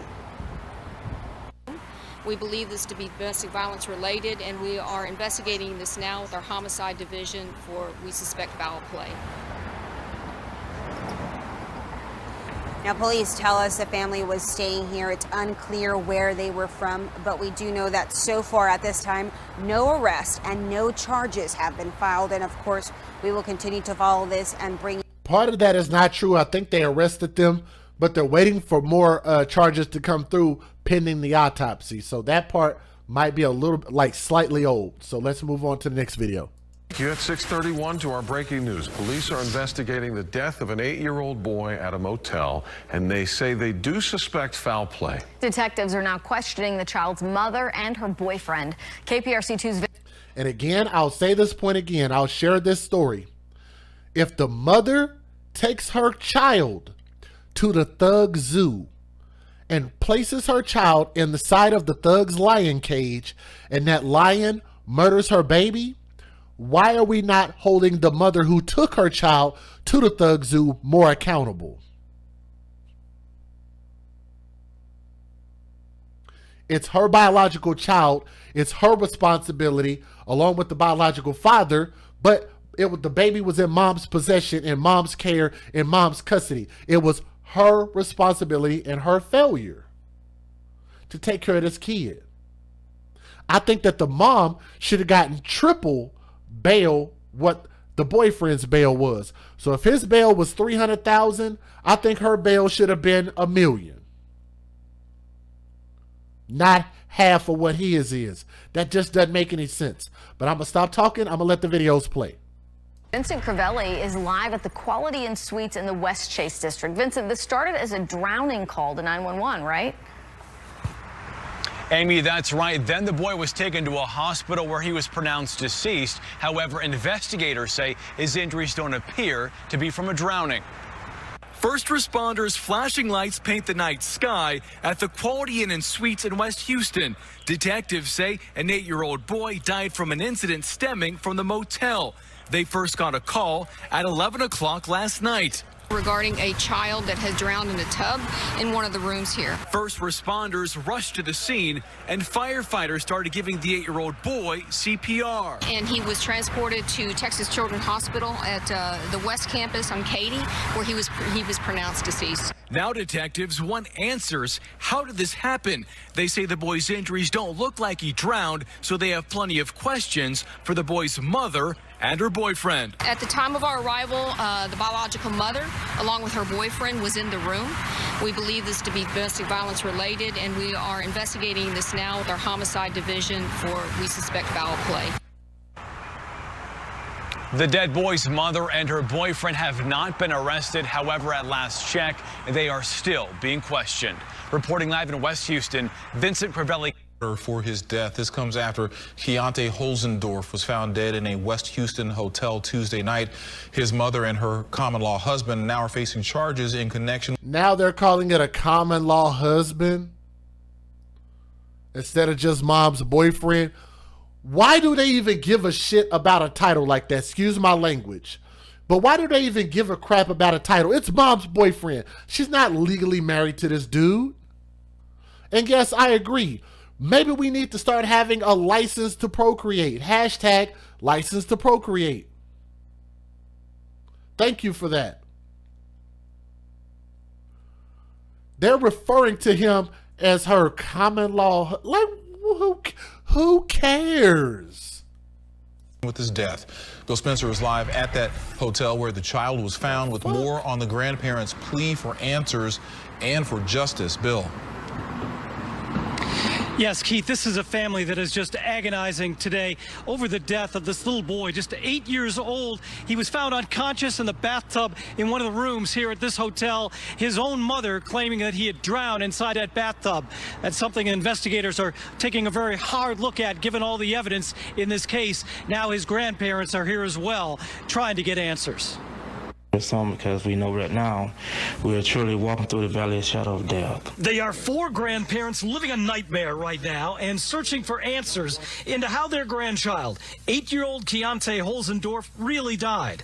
On March 23rd, police were called to this Quality Inn hotel off the Sam Houston Parkway on reports that little Keontae had drowned inside the bathtub in room 214. I immediately thought like it was something else behind it. Ain't no way an 8-year-old can just drown himself in a tub. Now the little boy's mother, Kayla Holzendorf, and her boyfriend, Dominique Lewis, are both facing charges of injury to a child and tampering with evidence. And there could be additional charges coming pending the outcome of the official autopsy. As far as their story about the little boy drowning goes, Kayla's own mother and father don't believe that story. They believe their daughter is lying. Do you think that Kayla and Dominique are responsible for this little boy's death, and what do you want to have happen to them? Yes, I do think they're responsible, and I just want justice for Keontae. And I'm going to tell y'all, that's her own mother. If your own mother comes out and the mother believes that you're lying, that's got to hurt twice as much, that your own child can lie and do something this stupid, and then you know that you lost a grandchild also. Golly, that is so messed up for all of them. I feel so bad for all of them. Know that God has prepared a better place for Keontae, and he's in a better place. He's growing up in a place now where he don't have to worry about being mistreated, abused. The grandparents of that beautiful little boy, and I've got to tell you that prosecutors have evidence right now they're looking very closely at, evidence that this little boy may have been tortured with duct tape. They found scraps of torn duct tape with human hair on them inside that hotel room. They also found handcuffs indicating that the child may have been bound and tortured. Reporting live, this is Bill Spencer, KPRC 2 News. It's just hard to listen to, Bill. Thank you. And this just in, Houston police releasing the names and mugshots of this couple arrested for the death of an 8-year-old boy. The child's mother, Kayla Holzendorf, and her common-law husband, Dominique Lewis, are charged with injury to a child and tampering with evidence. Investigators say the couple claimed Keontae Hosendorf drowned in a bathtub last night at the Quality Inn near the Beltway in Westheimer.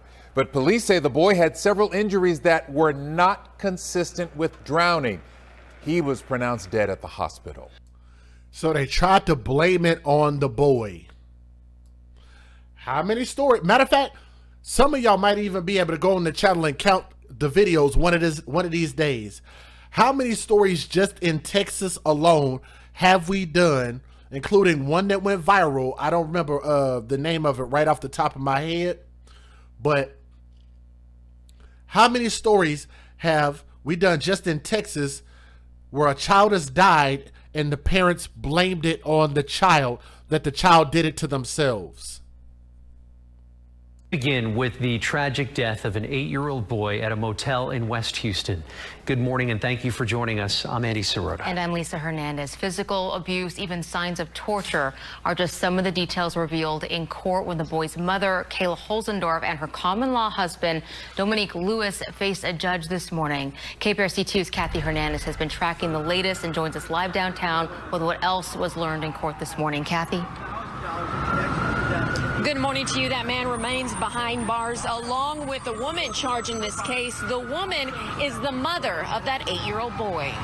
Disturbing details revealed in court this morning. To have burn patches on his chest and body. 28-year-old Dominic Lewis is charged with injury to a child and tampering with evidence in the death of an 8-year-old boy.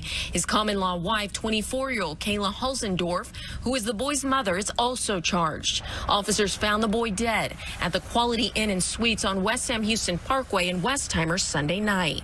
Lewis and Hosendorf claim the boy drowned in the bathtub. Detectives say his injuries showed something different.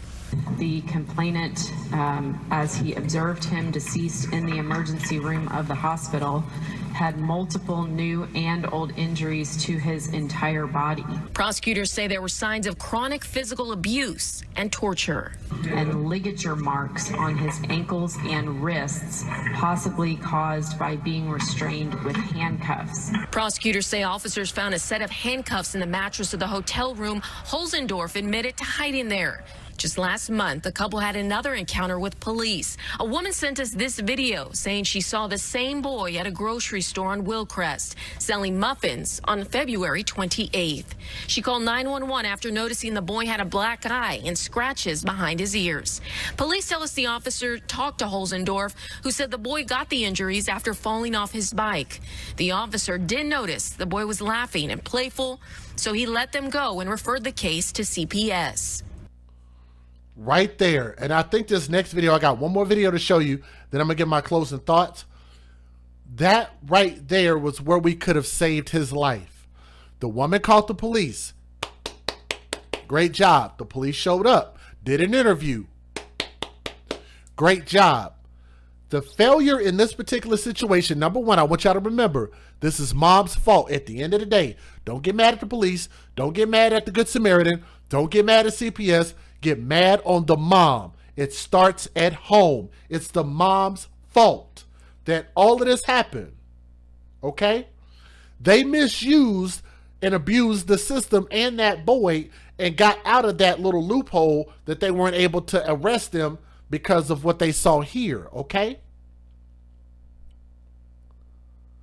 But if CPS would have told them the details, the police might have had enough evidence to go ahead and try to take that boy out of their custody then, and they could have saved a life right there. But the police were disadvantaged. They can't break the law. They can only do what they can legally. That's it. That's all they could have done. Nearly a month later, that's it. That boy is gone. We are learning new details about the tragic death of an 8-year-old boy. Today, his mother and her common-law husband faced a West Houston motel Tuesday night. And according to court documents, the boy experienced torture and abuse. KPRC2's Bill Barajas is live now in West Houston with the latest on today's hearing. Bill?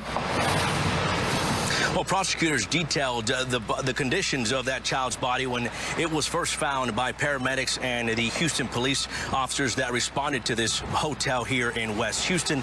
The details of that can only be described as troubling and disturbing. They said he had multiple injuries throughout his body, old and new. And we actually spoke to a woman who says she noticed those injuries weeks ago and called the Houston Police Department.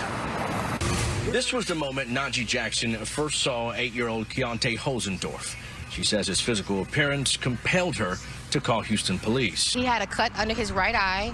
It looks as if he got it stitched up because it was a really deep gash. He had burns, old burns on each ear. And she almost was a hero. She did the right thing. This is the lady who called the police when she saw something and said something. I want y'all to bookmark that in your mind, okay? He had cuts and old cuts all over his face, on his neck, on his hands. Jackson says the 8-year-old was selling muffins, his mother at his side. Police tell us the officer talked to the boy's parents, but they claimed he got the injuries after falling off his bike. The stepfather was called by the mother on speaker, and he was basically threatening me. I'm on my way. I'm going to hurt you. I'm going to harm you. You don't know my child. When the police came, he changed. On the speakerphone, he's like, "Oh, I understand her concern. Nothing's going on." The officer did refer the case to CPS, but just over 3 weeks later, the young boy would be found dead. The last thing I told him, I know this might be weird, but I said, "I love you and I wish I could help you." The 8-year-old's mom, Kayla Hosendorf, and her comment. That's heartbreaking. And I'm going to tell y'all, this sister did an amazing job, and I'm so proud of her. She did all she could do. Do y'all remember Vivi, I can't remember her name, out of Florida. The lady that wrote the note, y'all remember her? And I did send her a t-shirt just to let you guys know. So I did send that to her, and I think she got it. I'm pretty sure she got it. But to her, the lady that worked at the Mrs. Potato restaurant, who wrote that note that ended up saving that boy's life, this is the same thing, and this lady is also a hero in this story because she was that close to saving this baby boy. She said, "I'm trying to help you. It's only so much I can actually do, and I love you." That breaks my heart. And I'm glad she said that. Man, that breaks my heart. Last thing I told him, I know this might be weird, but I said, "I love you and I wish I could help you." The 8-year-old's mom, Kayla Hosendorf, and her common-law husband, Dominic Lewis, claiming he had drowned in a tub. Both have since made their first court appearance. Prosecutors saying they believe there's more to this case and that there were signs of physical abuse and torture. Jackson saying she wishes she could have done more. If you see something, say something. If you see a child out here and they look as if they're not being well taken care of, please say something. Who does that sound like? Now, y'all know I've done a number of stories out of Texas. A lot of our videos, not all of them, but I know a lot of them have gotten a lot of attention, and some have done really well in views. Again, to continue to spread our message of love and support for the children. What did she just say? Let's listen again. She's using our catchphrase. Let's hear it again. I'm proud of this sister. Very proud of her. Torture. Jackson saying she wishes she could have done more. If you see something, say something. If you see a child out here and they... It almost made me cry, to be honest with y'all, because she was that close to saving this boy. I ain't gonna lie, like, I get choked up when I hear it. I'm glad she used our catchphrase. Hashtag see something, say something. This is why it's important. Matter of fact, that's gonna be our next t-shirt. This one is the hashtag Date Thugs, Date Death shirt. The next one is going to be hashtag see something, say something. And that there were signs of physical abuse and torture. Jackson saying she wishes she could have done more. If you see something, say something. If you see a child out here and they look as if they're not being well taken care of, please say something. And Hosendorf's total bond in this case has been set at $150,000. Lewis's bond has been set at $300,000. Their charges could be upgraded depending on what comes out of the autopsy. We also reached out to CPS to see if they had any involvement with this family in the past. They said they had, but could not get into specifics. Live in West Houston, Bill Barajas, KPRC 2 News. And again, like I said, I'm not blaming CPS or the police. What I'm saying is that there was a disconnect. There was a disconnect where they could have shared information. I guess they legally can't, but if they did, it could have saved a life. And maybe that's a loophole that we need to close up. That CPS should be able to talk to the police, because guess what? If CPS feels like something is truly wrong, then they have to call the police in to make the arrest, and then they have to give them the information. So if you have to work in conjunction with the police, then why not be more transparent with them?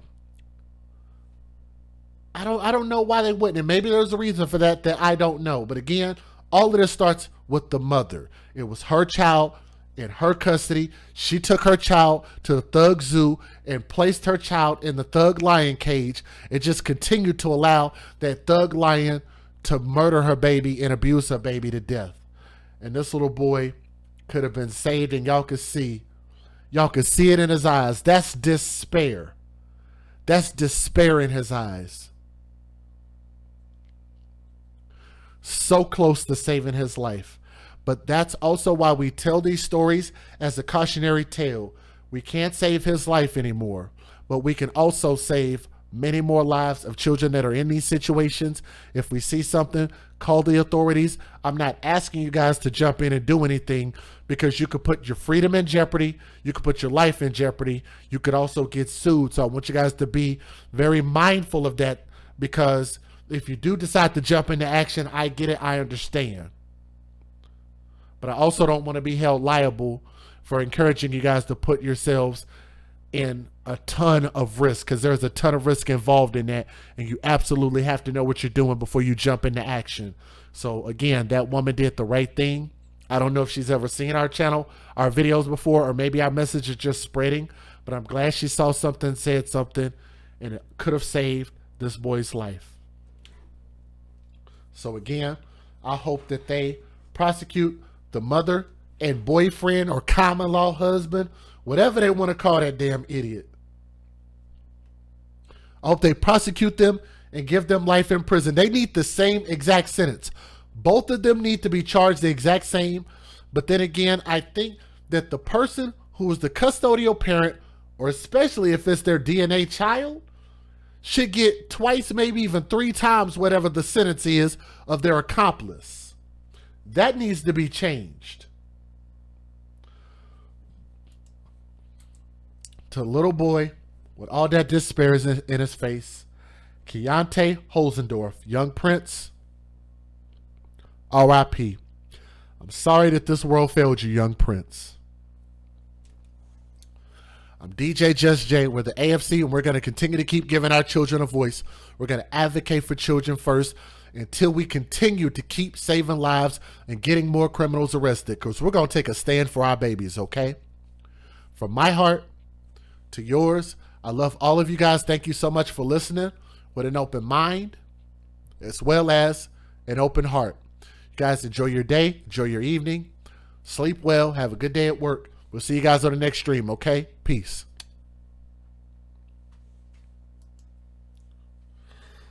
I want to thank all of you guys so much. Let's show our sponsors some love, and then I'm going to read the any donations that came in, then we're going to get up out of here, okay? Thank y'all.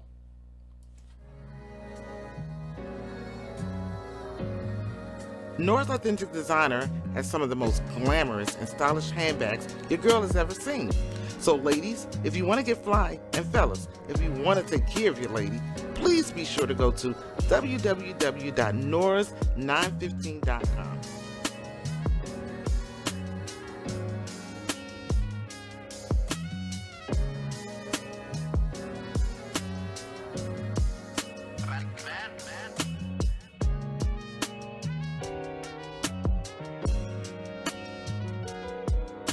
www.noras915.com.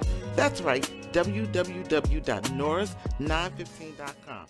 Hello, listeners. Come mask up with Keyline Designs, where you reap what we sow. We offer essential, handcrafted face masks made with 100% cotton, equipped with a built-in filter and a slot for refillable filters. Our masks have many uses, like riding motorcycles, ATVs, while out in public places, outside exercising, lawn and gardening, and helps prevent the spread of germs. We offer bling, sports logos, monograms, many assorted fabrics and colors. We make child-size masks starting at the age of 2. Come join us today for the launch of our new website at keylinedesigns.com. Please be sure to like and follow our page on Facebook. Our links can be found in the description box of this video. Thank you. And guys,